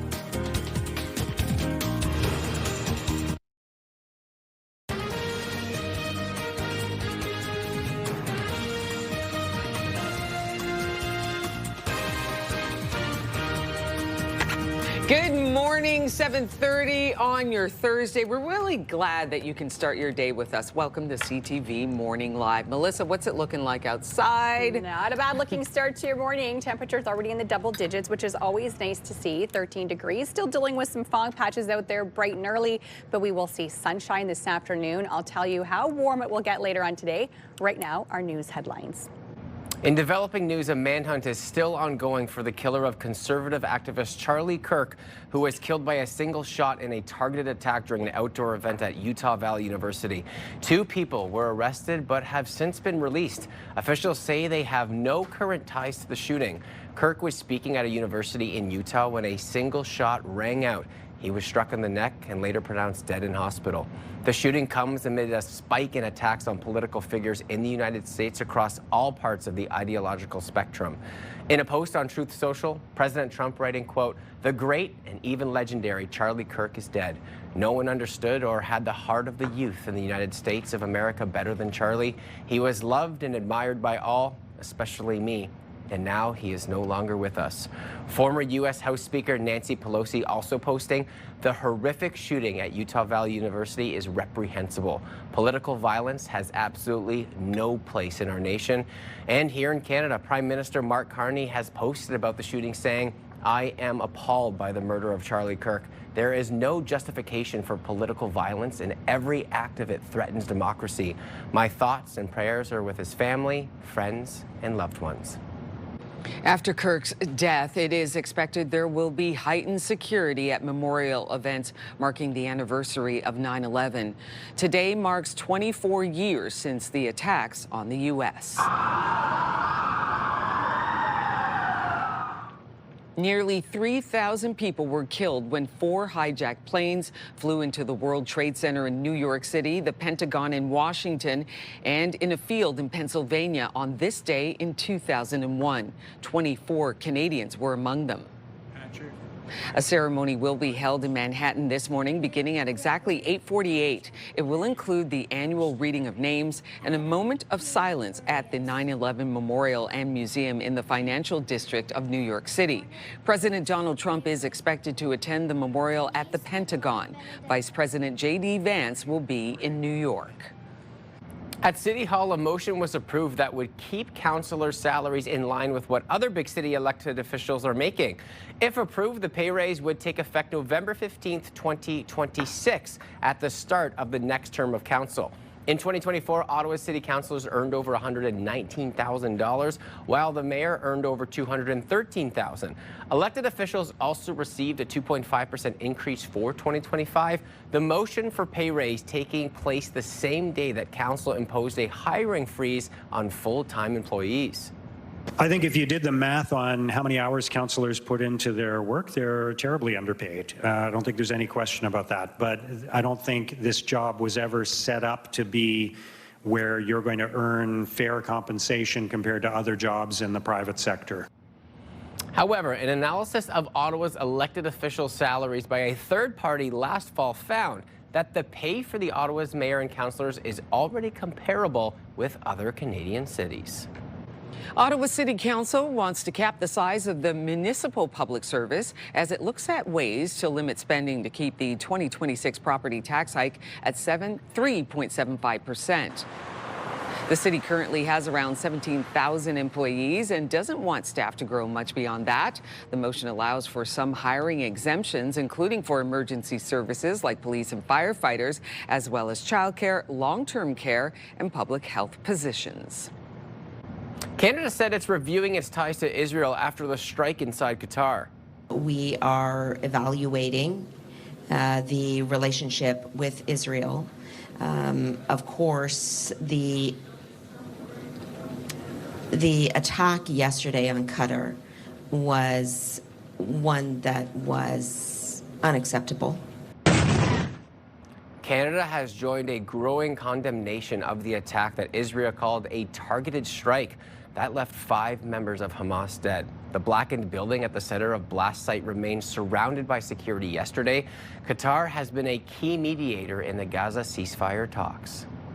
Ontario Provincial Police are investigating an armed robbery in Arnprior. It happened Wednesday at a convenience store on Madawaska Street. Police say a man entered the store, brandished a knife, and demanded cash. No one was injured. OPP are now looking for the suspect. He's described as 5'10" and around 150 pounds. He was wearing a black and gray hoodie, a ball cap, and a blue face mask. 9 people are displaced after an overnight fire in Lowertown. Multiple people called 911 just after midnight on Wednesday, reporting a fire in a semi-detached duplex on Giggs Avenue between Cumberland Street and King Edward.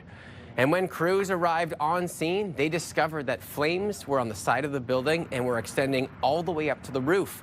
Additional resources were brought in to help battle the flames. There is extensive damage inside of the home, but thankfully, no one was injured.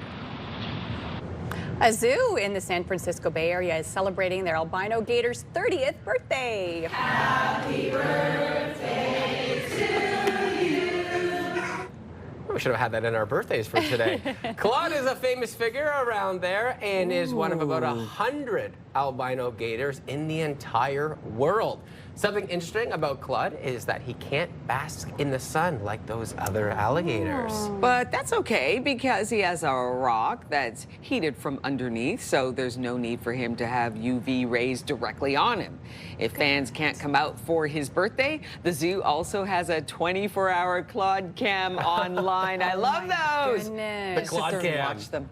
We Just gotta go watch get a them move. Claude cam view for today. That's amazing. Look at that. So now when you've got your dream home, like our social room, you can have a 24-hour cloud cam too on maybe one particular TV screen. I mean, what more do you need? Absolutely. Wonder what he's up to right this minute. Maybe eating some birthday cake or birthday coffee. Interesting. Could yeah. be. What does Claude enjoy on this big birthday of his? We'll never know. Oh, maybe we will if we watch the camera. We'll go find out what his tasty treats are. Yes. We have a beautiful day for us here in the nation's capital. Lots of sunshine on the way once we get through the cloudy skies this morning and some fog patches into the afternoon sunshine. And we have more of that on the way tomorrow as well. So it's just been an absolutely picture-perfect week in the forecast for us. Sitting at 14 degrees here this morning, so it's quite warm to start off your day considering earlier this week we were in the single digits. It's still 9 in Kemptville, Cornwall, so we are quite warm here in the region this morning. Same within the valley, and Pembroke, Petawawa sitting at 15 degrees, 13 currently in Gatineau. So still seeing some clouds out there this morning. We will see mixed sun and cloud to start things off.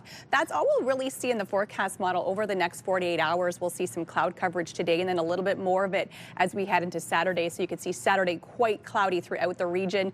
And then Sunday is the day that we could see a few scattered showers in the forecast. Still dealing with a little bit of fog this morning. Very, very light north winds coming in around 10 kilometers an hour. 23 is your high later on this afternoon. Will feel closer to 25 with that humidex. So we still have a humidex in the forecast for today. 21 for tomorrow, mainly sunny skies. So today, tomorrow, absolutely spectacular. Then as we head into the weekend, much cloudier into Saturday. Not a lot of sunshine, but still quite warm with the high of 21.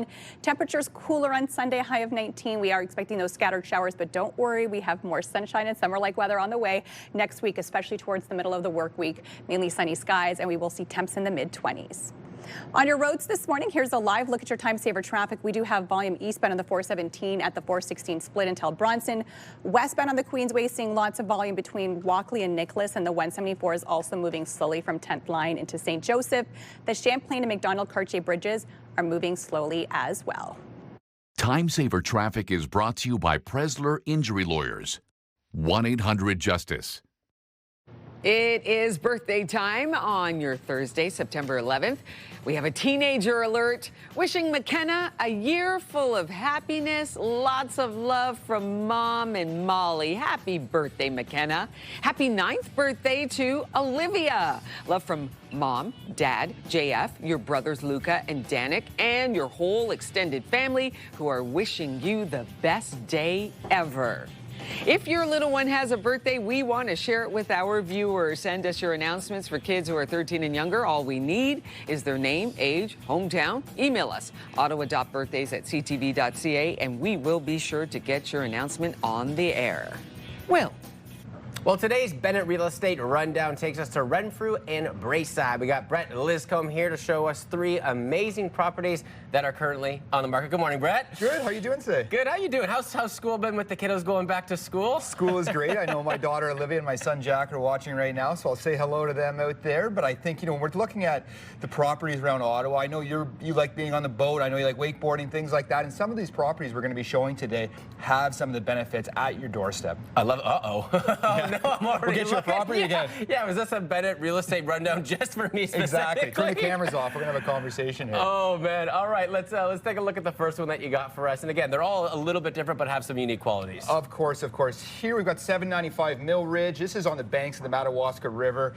You can see the sprawling bungalow that it is. And of course, you've got 20-foot ceilings through, and the materials throughout the home are all of high-end quality. You see the cedar planking on the ceiling through there, the wood accents throughout the property, and you can see just the actual space here. So if you're looking for something that is gigantic, that has massive space in the kitchen, plenty of room to entertain, this is likely one of those properties for you. You can see the high-end tile work, and I love the consistency of the lighting throughout the home. It really makes the home feel cohesive, and this is one of my favorite parts here. You have a built-in sauna into one of the bathrooms, so you don't ever have to leave the home. You have everything you need at your doorstep. I mean, it's funny, like we're in our social room today, we're asking like, what's your dream home?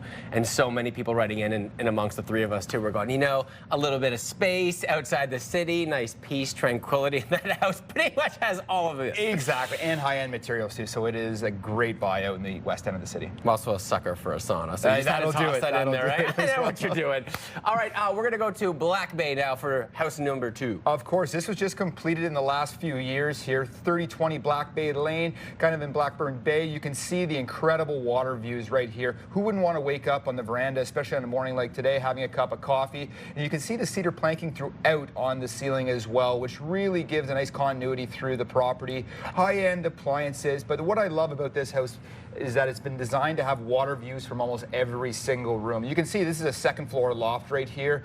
Great space to watch TV or just watch the sunset as you get them in this portion of the Ottawa River, which everybody knows it's synonymous with great boating, you know, clear waters, and it gives you a really great space to get out and enjoy some of those water sports that we love in this area. Yeah, you know, it's so funny too, because it's so wonderful. Like when you're on the water, you want the views of the water. I'm always surprised when you see some homes where it's just like little windows.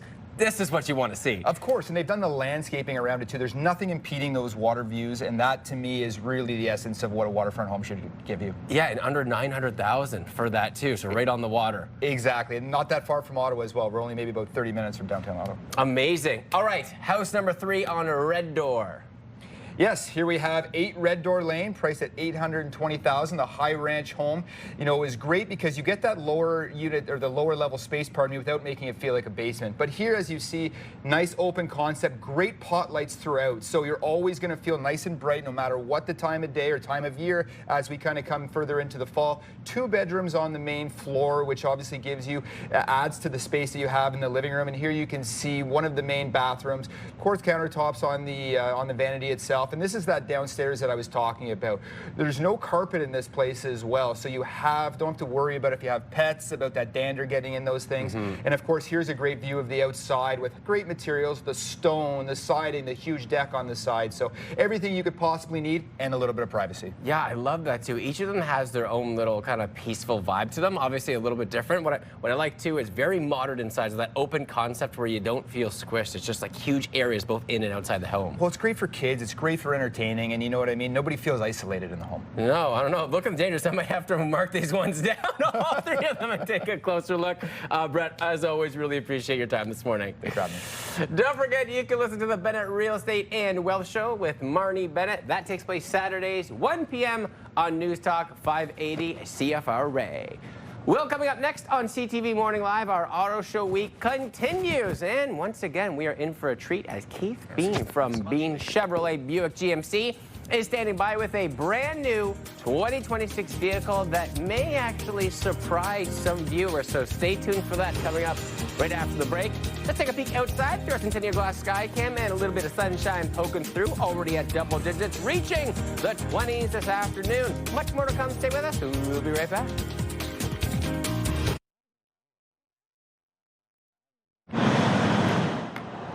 Welcome back, everybody. A warning to public transit users about some upcoming major service disruptions. OC Transpo says LRT Line 1 will be shut down all weekend for planned work on the East Extension. That's when a key performance test will be done for the new line, which will involve running trains between Tunney's Pasture and the new trim station. The East Extension is expected to open later this year. Replacement buses will be running both on Saturday as well as Sunday. Welcome back to CTV Morning Live. Here's what you need to know right now. Ottawa City Council wants to cap the size of the municipal public service as it looks at ways to limit spending to keep the 2026 property tax hike at 3.75%. And taking a look at your forecast, it's going to be a beautiful day, more cloud than sun this morning, and then we'll see generally clearing out this afternoon. Temperatures, we're expecting a high of 23 degrees, sunny conditions. 23 puts us about 3 degrees above our seasonal average.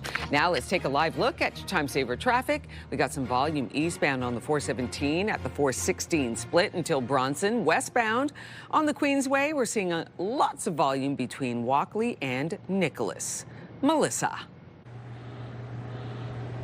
We continue our Auto Show Week this week with Keith Bean from Bean Chevrolet Buick and GMC in Carleton Place. And Keith, you have brought us this beautiful SUV here today. Good morning to you. Good morning. I was thinking maybe we're going to get this big truck, but today we've switched things up a little bit. Tell us about the car you brought in for us today. Well, we're definitely always about trucks, but I thought today I'd bring a commuter car, a car that everybody can afford.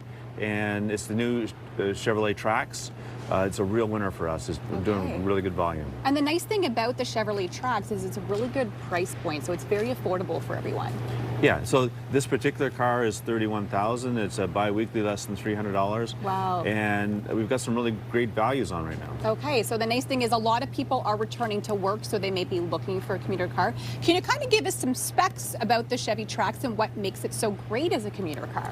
Well, it comes in, so front-wheel drive. Okay, right? front-wheel drive. But what they did with the Trax is they made it a little bit wider. So it's got a little bit more space inside, but the best part is in the wintertime when you're going down the ruts with the trucks making the snow, the Trax still fits. Okay, that's so you great to combine know. it with a set of winter tires and it's Yeah. unstoppable in the snow. Okay, so even though it's front-wheel drive, it's still really, really great in snowy conditions, which we know we need here in the city. Absolutely. Tell us about the package that you can get right now with your winter tires, because there's a great deal if you're a Costco member. Yeah, so if you're a Costco member right now, you get $1,000 off, which will pretty much pay for a set of winter tires.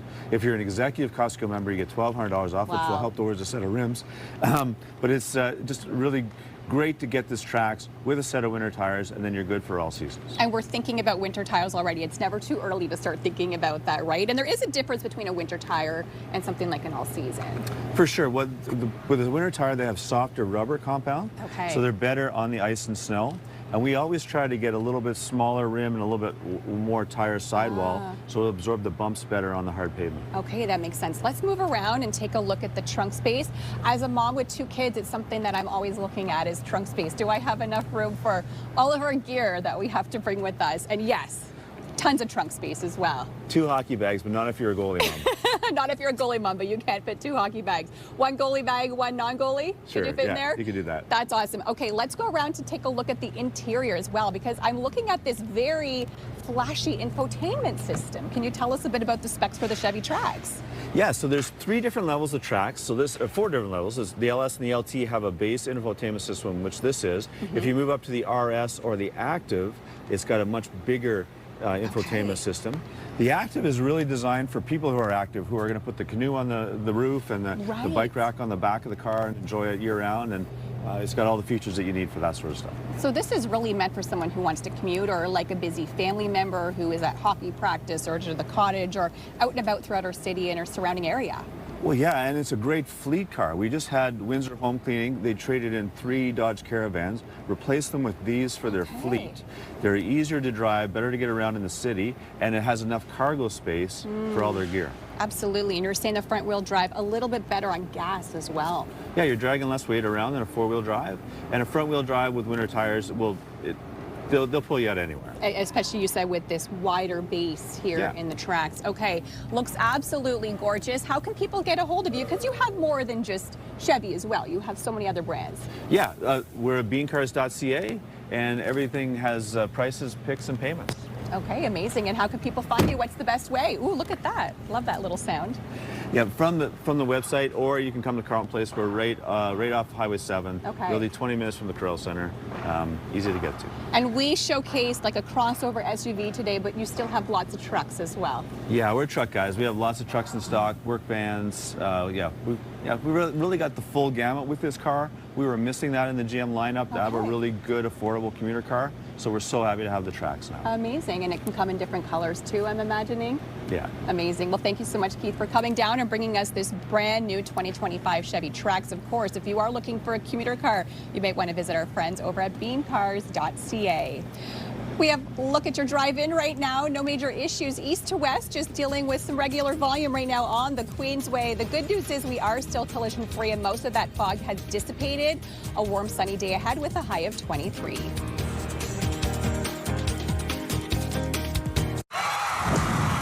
The National Capital Region is jam-packed with incredible experiences you don't want to miss. Hey, I'm Sanaya Taylor, your iHeartRadio Weekender, powered by Barrhaven Ford. Get the inside scoop on all the biggest and best events every Thursday, Friday, and Saturday on CTV, Move 100, Pure Country 94, TSN 1200, and News Talk 580 CFRA. iHeartRadio Weekenders is powered by Barrhaven Ford, the #1 Ford EV dealer in Ontario. CTV and TSN 1200 want you to be the Myers Automotive Group Team of the Week. Your team could win $1,000 for new equipment, tournament fees, or an incredible team party. Shoot us a quick video, upload it at ctvottawa.ca. Whether it's hockey, ringette, choir, band, or any team in between. Each week, the winning team will join us live in studio at CTV Ottawa at 6 to claim their prize. Enter today for your chance to be Myers Automotive Group Team of the Week.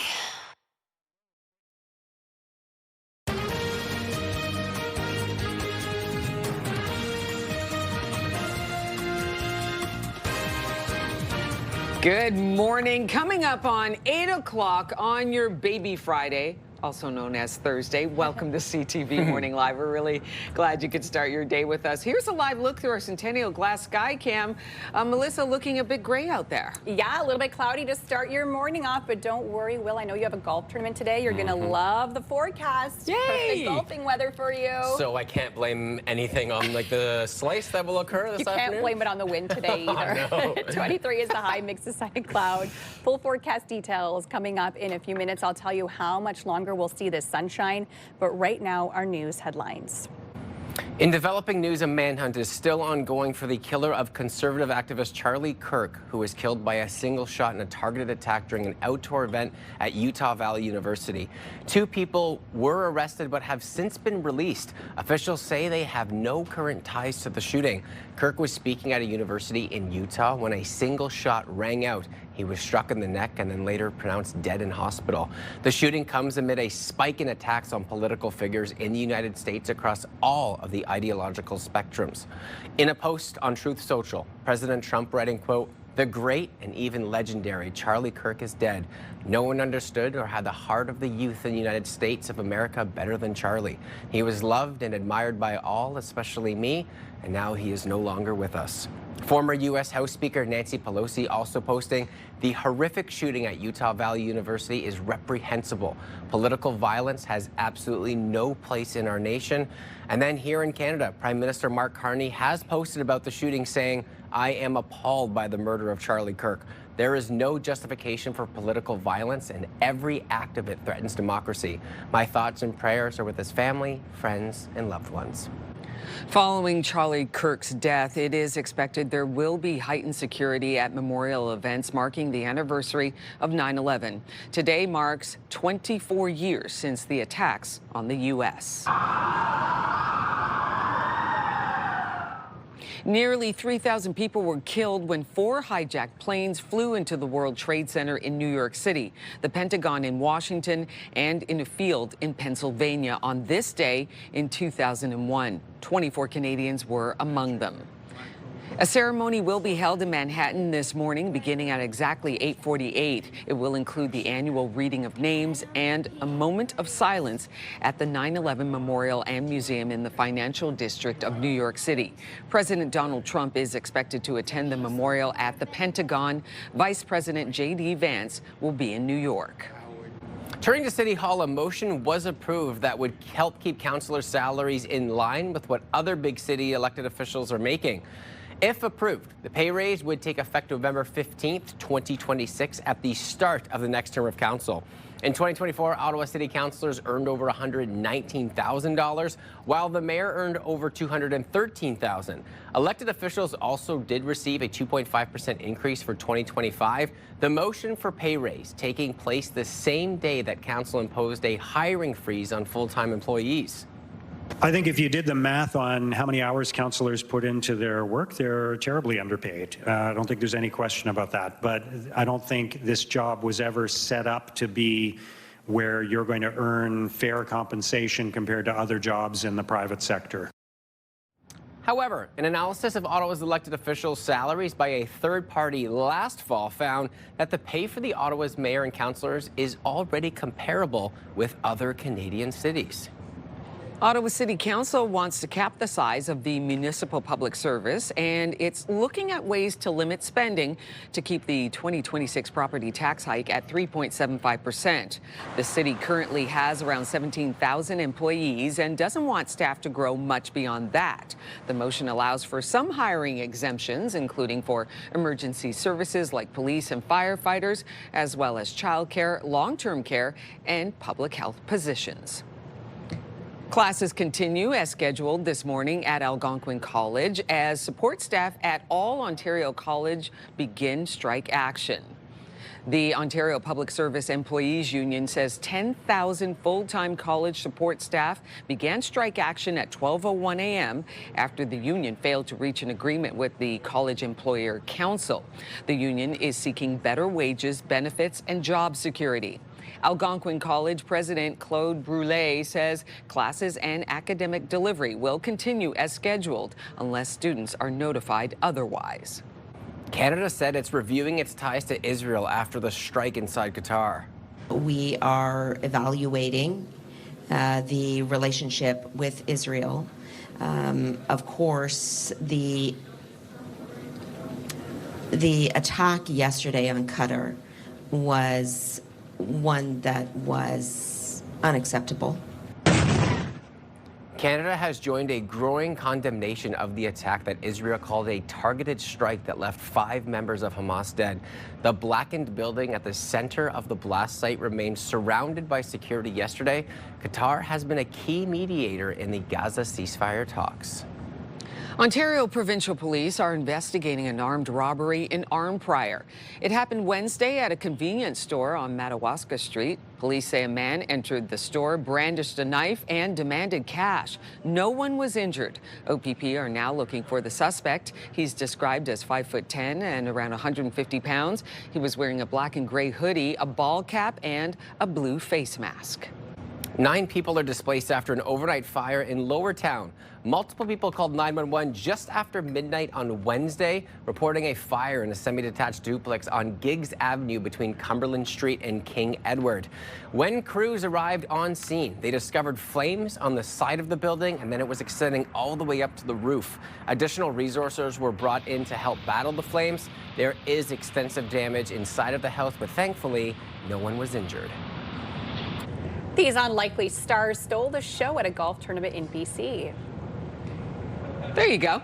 2 black bear cubs were spotted wrestling near the 18th hole in the town of Golden. They're about 2 years old and believed to have been born nearby. However, they are still too young to hold a membership. No junior bear cub memberships at this current time. Where's Mama Bear? That's always what you're worried for, Yeah. right? When you Great see the cub, you know Mama Bear is not far behind.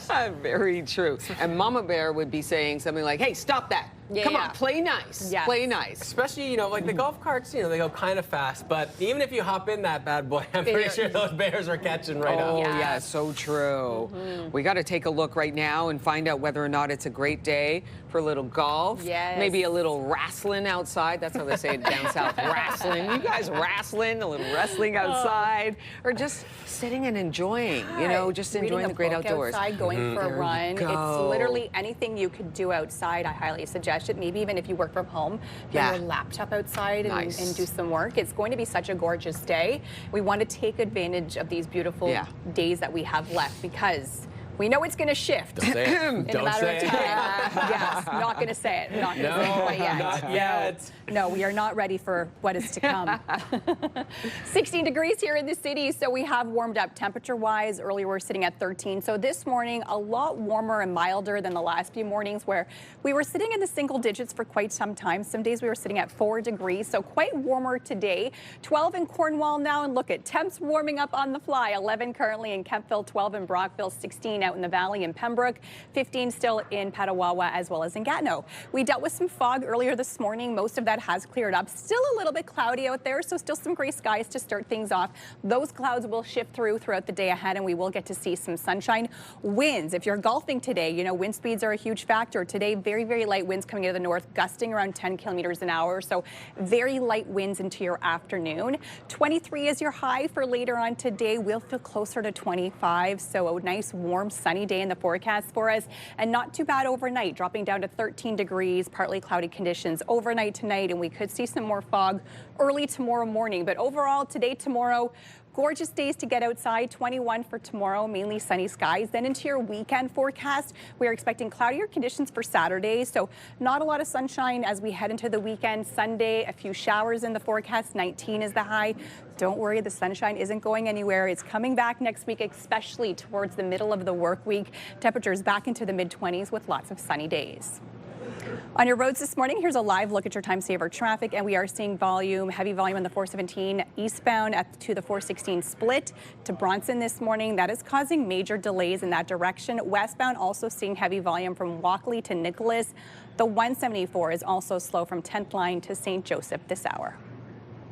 iHeartRadio Weekenders is powered by Barhaven Ford, Ottawa's newest and largest Ford store, and Eastern Ontario's Ford EV leader. It's time for Orleans Rib Fest. 3 days of all the best ribs by award-winning cooks, plus the new and expanded Poutine Fest, which features over 50 different kinds of poutine to try. Lots of other familiar favorite vendors on site as well, with mini donuts, ice cream, and more. You're also going to find live music and a kids zone all weekend. This sounds like so much fun, and suddenly I'm very hungry. Admission is free. Next up today is the 55-plus lifestyle show at the EY Center. 2 days of prizes, samples, and exhibitors who are ready to help you have fun and make the most of your future. Lots of vendors on site as well, and live entertainment both days too. Admission is free.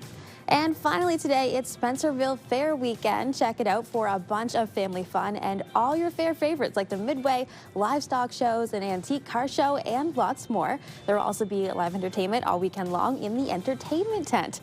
Tonight is also admission by donation of a non-perishable food item for the Food for All Food Bank. Lots more to do this weekend in Ottawa. For the full list and all the details, check ctvottawa.ca/weekenders. For the iHeartRadio Weekenders, I'm Tanea Taylor. Have a great one. iHeartRadio Weekenders is powered by Barhaven Ford, Ottawa's newest and largest Ford store, and Eastern Ontario's Ford EV leader. Well, the CHEO Dream of a Lifetime Lottery is back, and there are many great prizes up for grabs in this year's draw. Joining me now is CHEO Foundation President and CEO Steve Reed. Good morning to you. Good morning. Good morning. I love the CHEO Dream Home. I've been a part of it for about 10 years back when I was on the promotions team. I remember the whole team was there set up, and I was actually my first appearance on TV. I was in the background of the promo team playing one of the pianos that was inside as Leanne kind of went through the house. So it's always great to have you on. Well, great to be here. Thanks. Yeah. All right, so let's get into it right from the get-go. This house, beautiful this year. Let's talk a little bit about it. Always is. We've had a long partnership with Minto, and they've outdone themselves again this year. They've got a beautiful big home for us to have as part of our grand prize package out in Manotick, and it's just it's a dream home. Do you have, so far, when you look at this bad boy, look at how beautiful it is, do you got a particular favorite part of the home that you really enjoy? I always get asked that, and it's a tricky one because they've done such a nice job of making so many great features. We've got a big theater room in the basement this year, which is often something that people pick as their favorite. Beautiful big backyard. There's a grand, what they call a great room that spans 2 stories high. It's a bit of a contemporary take on an Art Deco theme, so there's a bit of a speakeasy in the basement. Just 4-bedroom, primary bedroom on the main floor. Just some great features. So it's hard to pick a favorite. So great. Yeah, you got to go see it yourself. You know, take a little tour through and see what Minto has done. Not just the home, but there's also some great early bird prizes that you guys have available in this year's draw too. Yeah, like always, we have some great encouragement for people to buy tickets early. The first one is coming up in a couple weeks at the end of September, 26th of September, Friday night. That's a choice, actually. We call it Winner's Choice. We've got an option of a couple of great vehicles. There's an ID Buzz Volkswagen minibus from Myers Automotive. We've got a Ford Bronco Heritage Edition from Donnelly Ford, or $100,000 in cash. Yeah. Those are some pretty good prizes as we get even before the home. That Volkswagen looks so cool too. It kind of takes you back in time a little bit. A little retro. Yeah, a little retro with the modern look. You know, it's so wonderful too because all of the money that's being raised right here for our city, right for CHEO. Can we talk a little bit about over the years past and especially this year, where that money's going to go and how it helps CHEO? Yeah, for many years, this has been a major source of funding for us as we meet our commitments to CHEO to buy equipment, to put programs in place for families that are coming in to have their kids tended for care. It fuels the research that takes place at the Research Institute. But this year, last year, next few years, as we undertake our campus redevelopment and we start to expand, it takes on even more importance. So, you know, dream of a lifetime means something to the ticket buyers and winning the big dream home. For us, our dream dream is to have facilities that we can make sure kids aren't waiting for care, so that clinicians can come together in a coordinated and an integrated way and care for kids with real-time research. I mean, that's what we're trying to build at CHEO, and that's why this is so important to us. Yeah, and unfortunately, there are so many people within our city that have had to use the resources or know somebody. And going through those challenging times, you want to do anything you can to alleviate some of that pain or trauma that they're going through. And I'm sure you've seen with all these fundraisers, the lottery, like that money, when people come in, it goes to such good use. Well, it's a major source of fundraising for us. It's our largest fundraiser, and we've been very lucky over the years that our community has supported it so well. We're so grateful to our partners like Minto who have helped us do that for many years. It's 25 years this year with Minto, so we're calling the house the Sterling, a little bit of a nod to the 25 years, but no, you're quite right. There's a very important purpose to all of this, and it's how we are able to do what we do at CHEO for the kids we serve. Oh, I love it. If people are looking to get involved, maybe take a tour on the CHEO lottery this year, where'd they head to? Yeah, absolutely. So we're out in Manotick again this year, 808 Skysail Place. If you come out that way, you won't miss it. There's signs everywhere, but please come out and have a look. It's a great thing to do, just to sort of tour around and see the home. We've got staff out there to guide you through and explain some of the features. Tuesday to Friday from noon till 8 p.m. and on the weekends from 10 till 6. We'll be people out there to greet you and welcome you. It's going to be another wonderful year. Steve, we really appreciate your time this morning. Congratulations on 25 years just with Minto alone, because that's a huge accomplishment. Thank you. Thank you. All right, coming up a little bit later in our show, Mustafa Mia from Mia's Indian Cuisine is standing by in the CTV Morning Live the Laurier Kitchen to share some fabulous food and to talk about the struggles that they've had recently as the city began LRT construction in front of the restaurant many months ago. Melissa will be there, and maybe she'll save me a little bite or two as well. Stay with us. We'll be right back.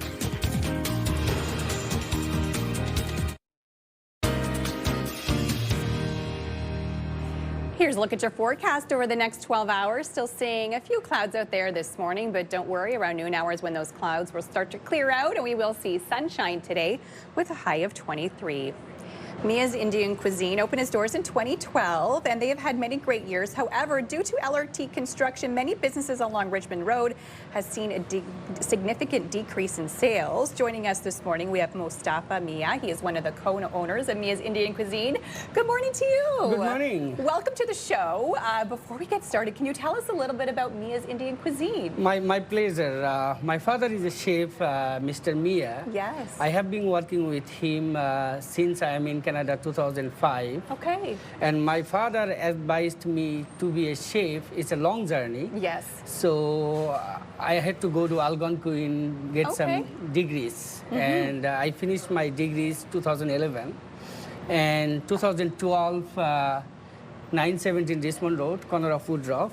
With my family, I opened family business. I love that. And doing lot of renovations, creating new menus over there, really new, for those area. Yeah. So I'm successful in the business. Okay. Very successfully, I have been doing my business long time. But LRT construction, as soon as it started, and my customers are really getting hard time to find us. Yeah, we've been hearing a lot of businesses along Richmond Road have been struggling because of the constant construction. However, we're going to give reason for people to go. So you tell us about what we are creating here today. Well, today I have a chicken breast. I'm going to do how to marinate it, tandoori chicken. Tandoori chicken. Yeah. Okay. First of all, I marinated a little bit vegetable oil here. Okay. Yeah. Then I'm going to pour a little bit salt. Okay. Salt all over. Then lemon juice, little bit. And this is really the base of all your other base foods, of all right? of the fruits. Yeah. And plain yogurt. And I have a ginger garlic paste already made, little bit. Then I have a chili powder. Okay. Little bit, touch. Just a touch. Yeah, and turmeric powder keeps the chicken good. Yeah, the nice flavor. And then I have a tandoori powder over here, little bit. And you're just all eyeing this. You're not even measuring it. You just know exactly I know how because much. I have been doing long time. Yes. So then I have also over here methi leaves, little bit. and for the methyl leaves, good for the meat. Okay, so a little And pinch then, of that. then you can Stir it mix all up, yeah, mix it all up. mix it all up. Cook it up, and this is the final product over Final here? product. You know, I have a tandoori oven in the restaurant. Okay. How I cook it. Yeah. Then after you know, the marination, let's say 10 to 12 hours. You let it seep into there. Okay. Then you can put in the tandoori oven. Cook in the tandoori oven, slow heat, 45 minutes. Okay. Then the chicken turns like beautiful. Done my tandoori chicken, very famous in the restaurant. It's your famous restaurant And option. from my tandoori chicken, we can get chicken tikka. Yes. We can get chicken cubes. We can get famous butter chicken, very popular in the restaurant. I think this is probably one of my favorites is butter chicken. Can't go wrong with butter chicken, right? Yes, Okay. and we can get chicken masala from the chicken breast. Okay, so it's Yes. very versatile in what you can choose to do with it after. Yes, after cooking you can turn into. And you were saying even your bread. Yes, so in the tandoori oven I have in the restaurant, also we make naan bread in the wok. So does this have like a slight tandoori flavor to it then? Yes, it is. Oh my It goodness, is. I It is. absolutely You can love taste that. it. Yeah, of yes, course. yes. Okay, I'm gonna try some of this butter chicken. Sure, because go ahead. Nothing like a good butter Yeah. chicken, right? Mmm, creamy, delicious, and so flavorful. Absolutely stunning. Okay, let's move on. Tell me what else we are going to create here today. Well, I have over here ready rice pudding. Rice pudding. I'm going to show you how I do rice pudding in my Okay. restaurant. So first of all, we can put the milk in the pot. Let's see my milk in the pot. Then I have a soaked rice. Okay, so you want to soak the rice? Soaked rice. How long do you soak it for? Half an hour. Half an I would hour, say. okay. Then the milk, you can boil it with Okay. the spices, bay leaves, and green cardamoms. Mm. And also you can use cinnamon sticks for Ooh, flavor. Okay. When you are boiling, milk is getting boiled. Okay, so you bring it to a boil. Obviously, we don't up have to- enough time to bring it to a boil, but we'll improvise for today. Then you can pour your rice into it. Okay, so once this is to a boil, you pour the rice in? And rice in. Right in, the soaked rice. Rice in the soak. Okay, then how long do you let this simmer for? Simmer 20-25 minutes. Okay, not bad. When rice is cooked, Yeah. then you can add into coconut crush, medium crush. It's good for, it mixes with the rice very well. Then a little bit of sugar, as much as you like the mild. How sweet you like it? Yeah. I love that. And then very end, you can use your raisin on the top to finish it. So finish this Yeah. with the little raisin. Little raisin, you see. Beautiful. Yeah. So this is another signature dessert, I would say. Yes, it's a dessert very popular bet. Indian restaurant. Okay, and really quickly, you So- also have some appetizers too. Yes, I have some appetizers. It's vegetarian for 2 people, but 3 or 4 people can share. Okay. I have here a vegetable samosa, which is made by vegetable stuff. Okay.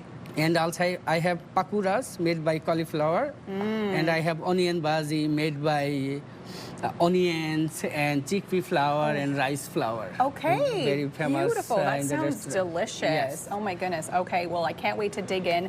I know we have some others behind the scenes who are very excited to try out Mia's Indian Cuisine. Where can people find you? Tell us where you are located. I am located at 917 Richmond Road, corner of Woodruff. Corner of Woodruff. Yes. Okay. And come and visit you guys because it's been a bit slower, so we want to pick up the pace a little bit. Yes, because of the construction, you know, my customer is getting a hard time to find us. I can tell my customers still I'm open for still lunch open. and dinner. Okay. And also we are offering takeouts and deliveries Okay. as well. Perfect. And please come and visit us. Come and visit and come and support. Yes, well, please. Thank We you need so the much, support. Mustafa, for joining us today. miasindiancuisine.com for more information. Of course, they are located 911 Richmond Road at the corner of Woodruff. And if you have an idea for us in our daily dish, we would love to hear from you. The best way to reach us is via email, ottawa.morning@ctv.ca. Rosie. When their daughter was diagnosed with autism and later Chantel and her husband with ADHD, they quickly realized how overwhelming traditional coloring books could be. They craved something simpler. That's when they created Oh Color Me. Now, Chantal Laverne joins me this morning to talk about Oh Color Me and a little bit of family history, which was the inspiration for Oh Color Me. Good morning and welcome. Good morning. Good Thank morning you so to much for you. having us. I just love all of this display here, all of which is, you know, made here locally. You are the illustrator of a lot of this work. Can you tell me the impetus behind Oh Color Me, your family story? Well, like you said, we're a neurodiverse family, and I realized shortly after that the reason why I couldn't do large coloring books for adults is because they were just too complicated. I got very overwhelmed. You have to pick the colors. It's very detailed. I would buy all of them, but end up not doing them.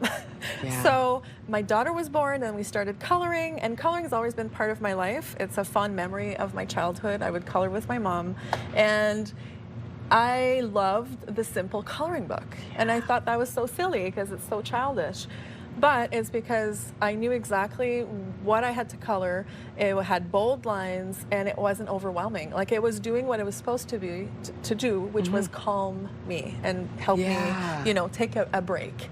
So that's why we created them, and we decided to go with a small format that's made like a little notepad. Look at that. So they're very thick paper, and they lay flat. So this one is very loved by I adults. love that. Wonderful designs there. That's beautiful. And we also do coloring banners. Those are for like very popular for events, so birthday parties and such.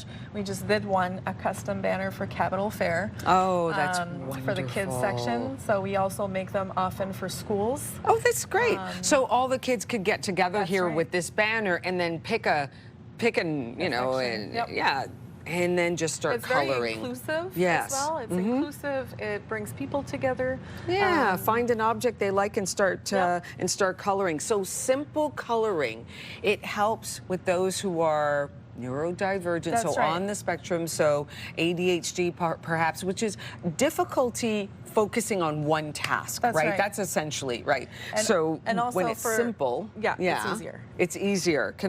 Yes, go ahead. So this little book is very popular for back to school because it's like a little doodle with notes. So you can leave it as a lunch note, or the teachers also would, you know, take a page and give it to a kid. Okay, what about your daughter with Oh Color Me? Well, my daughter, we discovered too that these mini books are like perfect for her, because a large coloring book is like, it's going to take too much time. So she gets discouraged from the get-go. But these, she actually feels like, oh, hold on, you know, I can do this frog in like, you know, hold on, sorry, it was a frog. But I can do this in like 10 minutes, 5 minutes maybe. And it gives her a sense of accomplishment and also calms the mind and allows her to focus on something. That's right. This is really wonderful. So where can folks get their hands on Oh Color Me items? So we are available in over 60 small shops in Canada and the US. They can find us on our website at ohcolorme.com, and they can also find us on all social media. Our bigger books are also sold on Amazon, and we will be also at markets, a lot of markets this fall. The next one coming up is the Perth Night Market this Saturday. Night Market. It's a really big event, and it's really awesome, so we will be there. And then the following weekend, we will be at the Cumberland Harvest Market. I just tell you what, I love this. You actually are the illustrator of a lot of these images, right, and objects. I think that this is great. It's lovely to know. Here it is, made locally as well, and it's something for, you know what? This is something for everyone, to be honest with you. This is for everyone, but I understand. We have elderlies, some people too with dementia, Alzheimer's. This is also good for them because they need the bold lines. This is really wonderful. Oh Color Me is the name of the simple coloring, right? Which is something you can access here on Amazon and throughout some bookshops here in the city. Chantal Laverne, thank you very much for stopping by. What a wonderful thing that you created here. We're going to be right back after I finish coloring. Oh, Color Me. You're watching CTV Morning Live. We'll be right back.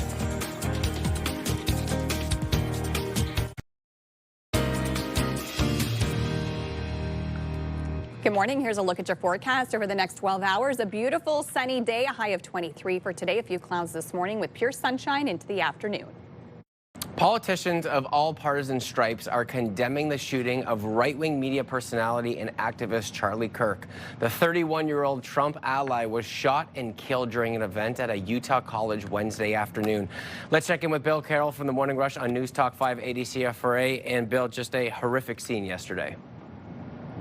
Yeah, twice this week now I've watched human beings die on video. That Ukrainian refugee on a train, and then the video, if you want to find it, it's out there. I suggest you just take my word for it. But to watch a young man like that, a young father, die in front of your eyes, for what? For having an opinion on things? Look, I wasn't the biggest fan or even the biggest follower of Charlie Kirk. I'm not professing to be any kind of an expert on what he believed, but there was a time, maybe 3 or 4 years ago, when people started to send me his stuff. And you know how the internet works. You view a couple of videos by someone, it figures out what you like to watch and assumes you want to watch more. So I was watching a lot of these videos, usually about his opinions on gender issues.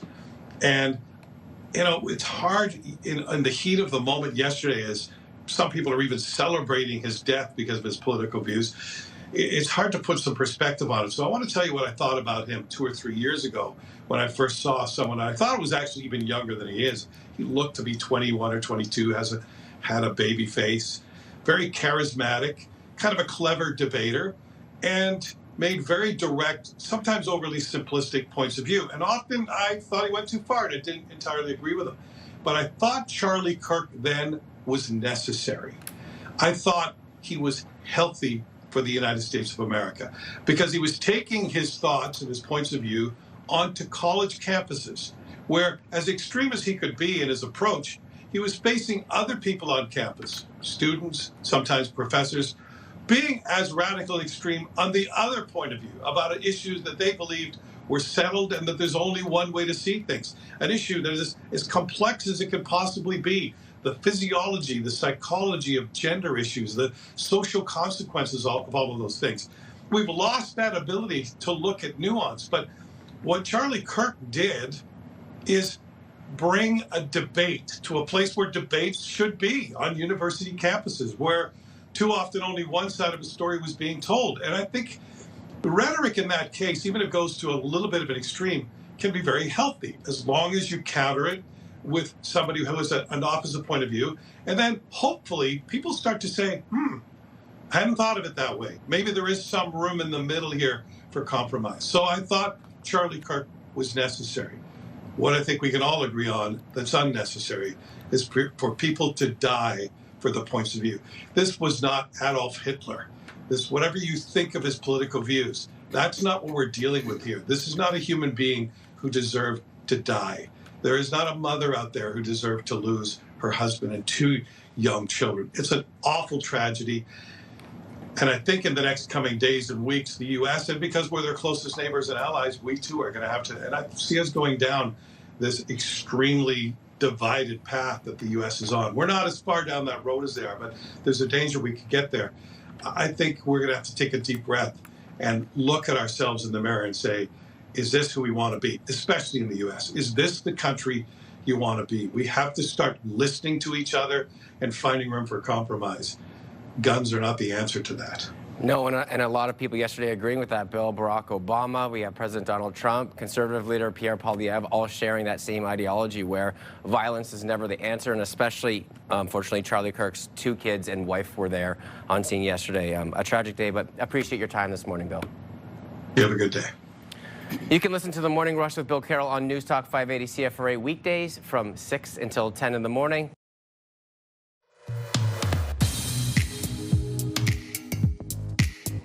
Well, it is time for another Therapy Thursday with Move 100. And today, Sophie and Jeff are helping out a listener who is dealing with an ex who wants to stay friends. So let's find out more about this morning. Sophie and Jeff, what is Laura asking your audience this morning? Yeah, Laura is in a relationship for 2 years. Then her boyfriend's moving to Alberta. The plan was to go with him. her mom ends up with a devastating illness, so she's going to stay with her mom. And he breaks up with her and says it wouldn't be fair to keep her in a long-distance relationship while she has to care for her mom. And she's wondering if she should stay with him. He's still calling every day. Yeah, she's wondering if she should stay with him because he's calling and texting every day, and they kind of seem to be in the same place. Okay, Sophie, I kind of saw you roll your eyes at one point. What are listeners and what are your guys' thoughts on this? There are all kinds of opinions about Laura's problem. Some people are saying he's not worth it. No one should ever do this to somebody they care about, especially considering the fact that you're taking care of your mom, Laura. Other people are saying maybe he is apprehensive about a long-distance relationship. Maybe he's not sure how he's going to handle it or how she's going to handle it. So he's sort of taking it upon himself to cut things off. Or perhaps he is selfishly trying to come up with a reason to end the relationship. So was there any advice, any good advice for Laura today, what she should do? Yeah, I think there were several, and just like there was several opinions on how this went down, there are several opinions on how to deal with it. Some people saying scale back and, kind of leave him to feel what it's like without you, because it sounds like he still wants to engage here, but he can't have his cake and eat it too. That's one strategy. Yeah. Other strategies were maybe talk to him about trying a long-distance relationship. He might just think you don't want to. Yeah. So this sounds to me a good quote that I once used in a relationship. Are you ready for it? So ready. I don't know. Are we? You're in or you're in my way. Ah, powerful words, Melissa. Do you want to know what happened when I said those to someone? What? Oh my gosh. Yeah, that was the guy. I had to set him straight because we were in this gray area for too long, and I was like, you say we're not boyfriend and girlfriend, but we're boyfriend and girlfriend. So you're either in this with me or you're in my way and finding my true love. And he was in, so it worked out. Yeah. That's amazing. Okay, well, that's good advice for Laura. You know, if she's not ready to let it go, maybe she should talk to him. That's right. Have a good open conversation. Say, I can't do this gray thing, whatever we're doing. It's like we're together, but we're not officially together. That leaves, things open to be a little bit messy. So we either take this chance and we try it, or you're in my way and finding my one true love in life. So I need to let you go. I like that. Amen, sister. You never know how it's going to work out. We'll have to catch up with Laura in a few months and find out what happens. Right. Definitely. Thank you so much for joining us today. Thanks. And don't forget, you could listen to Sophie and Jeff in the morning weekdays from 6 until 10 a.m. only on Move 100. The Canadian Cancer Society CIBC Run for the Cure is a fundraiser that brings together communities across the country. Whether you choose to run or walk, your participation helps support all Canadians impacted by breast cancer, something that is all too familiar to Julie Booker and her family. She joins us this morning to share her story. Good morning to you, Julie. Good morning, Rosie. Thank you so much for having us today. Julie, can you tell us about your cancer diagnosis, your story, and your cancer journey? Well, I was diagnosed in 2011, and funnily enough, or not funny, my sister had just been diagnosed a couple of months earlier. We had grown up without a mum because of cancer as well. She had passed away when we were young. I had phoned my sister in the UK and said that I was joining her club, and she told me I was being too competitive, and I said if I was going to compete, it wasn't going to be in this area. So yes, cancer is has had a prolific effect on our family. Many of my relatives, practically all of them, have been affected by cancer. So it's a very, very dear cause to me. Julie, tell us how you became the face of the CIBC Run for the Cure campaign. Well, I've been volunteering for the Canadian Cancer Society for many years, and I was privileged and honored to be asked to join and be the face of it. I unfortunately are gene positive for the breast cancer, and so far one of my 4 children is being diagnosed as well. So it's a very, very dear cause of mine. The reason I got involved was because it's important for my children and their children to carry on raising funds for this. The reason I'm alive today is because of fundraising that has been done in the past, for fundraising that has been done previous many years ahead of me. Otherwise, I wouldn't be alive to share this wonderful life we have with our children. So I need to make a difference for the people that are coming ahead of me, that are going to be living for generations ahead. Do you know, since the 1990s, the survival rate for breast cancer has increased by 50%. We've made such great grounds, and we need to continue to do so. The fundraising that people are doing goes to research, it goes to providing transport for people, it goes to providing support, it goes to providing wigs for people, it goes to so many different things that we can do for people who have cancer. We're making such inroads. We need to continue. Julie, you mentioned the fact that Canadian Cancer Society gives also Wig Bank. There's the Wig Bank's aspect of it, and you volunteered at the Wig Bank. And I'm thinking, you know, there's so much that you have to deal with, but yet you still volunteer. Why is that? And tell us about volunteering at the Wig Bank. Oh, it's a privilege to volunteer. It's a privilege. When you volunteer, you help someone through the experience. Getting involved with the Wig Bank, people don't realize that when you lose your hair, you lose some of your identity. Wigs are a medicine throughout this. It's your mental health. It helps you see yourself as normal. It helps you forget that you have cancer. It's so important.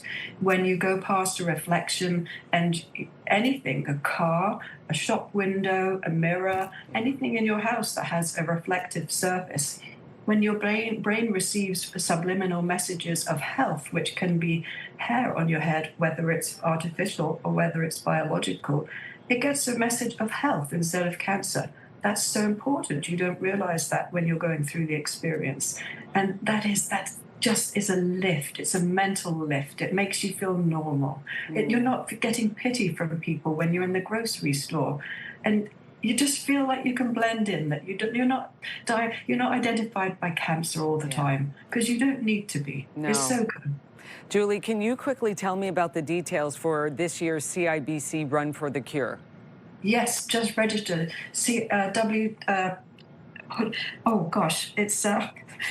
Register today at CIBC Run for the Cure. Just anyone, whether you participate, whether you're going to support someone in a team who's running, just CIBC Run for the Cure. You can make a difference. Every single dollar counts. Cancer.ca. Julie Booker, you are amazing, and we're really glad that we got the chance to speak with you. Thank you for all that you do and all your volunteer work with CIBC Run for the Cure, and thank you very much for your time this morning. Rosie, thank you very much for having us. It was very lovely of you. Thank you. Thursday, 8:49 on the dot. Taking a look through our Centennial Glass Sky Cam, and the sunshine starting to poke through on this Thursday morning. Temperatures feeling a little comfortable this afternoon, too. Melissa has been giving us some phenomenal weather. Will it continue into the weekend? Stay with us. We still have a little bit more to come here on CTV Morning Live. Dream big with Move 100. Now, dream $20,000 bigger. Listen weekdays for your chance to win $20,000 every week. Dream big, win bigger with Ottawa's Move 100. Here's a look at your forecast over the next 12 hours. 23 is the daytime high for today, and you can still see a few clouds in the forecast throughout your morning hours, but into the afternoon, pure sunshine on the way. Doctors annually report a jump in asthma attacks as kids go back to school. CTV's Pauline Chan has more on why it's called the September spike. 7-year-old Benji was diagnosed with asthma as a baby, and his mom says back to school is definitely a time when he gets more problems. There's exposure to other children who are sick, and he gets sick easily, and when he gets sick, it leads to more asthma attacks for him. And the Lung Health Foundation says there are other reasons for the September spike, too. There's more ragweed pollen, weather changes, and indoor factors such as dust. During the summer, Benji takes a break from his asthma medications. The main puffer, and in these There's medicine. There's lots of different medicines that go in. And in September, his family reviews his asthma plan with his doctor. The need to talk to his pediatrician about whether to start the medication again or not. And his school. So the school is very much aware that he has asthma. And then if he is having a difficult episode, we send his inhaler to school with instructions for his teachers. Signs for a flare-up usually is the persistent wheezing. So there's like a rattling noise when they're breathing. They have difficulty speaking in full sentences. Sometimes they have difficulty sleeping at night, so they're waking up a lot. As well as sharing your asthma plan, it's a good idea to make sure all your child's vaccinations are up to date. I could do monkey bars. I could almost skip a bar, but I can't yet. So kids like Benji can have a healthy and successful school year. Pauline Chan, CTV News. Okay, he is adorable. Yeah. Really adorable. Okay, so the weather is going to be, can we say adorable? It's going to be beautiful. It is, especially for those who have a golf tournament today. I mean, does it get better than this to do a little golf? No, not at all. And even speaking like with some people like over the last couple of weeks, like whether you're out golfing or just enjoying some time like this, it's the optimal time to be outside because it's not too cool yet, besides maybe some crisp mornings. Yeah. Then the afternoons, like whether you're out golfing or you're out by the water going for a walk or run, it's just like that enjoyable. perfect temperature. Yeah.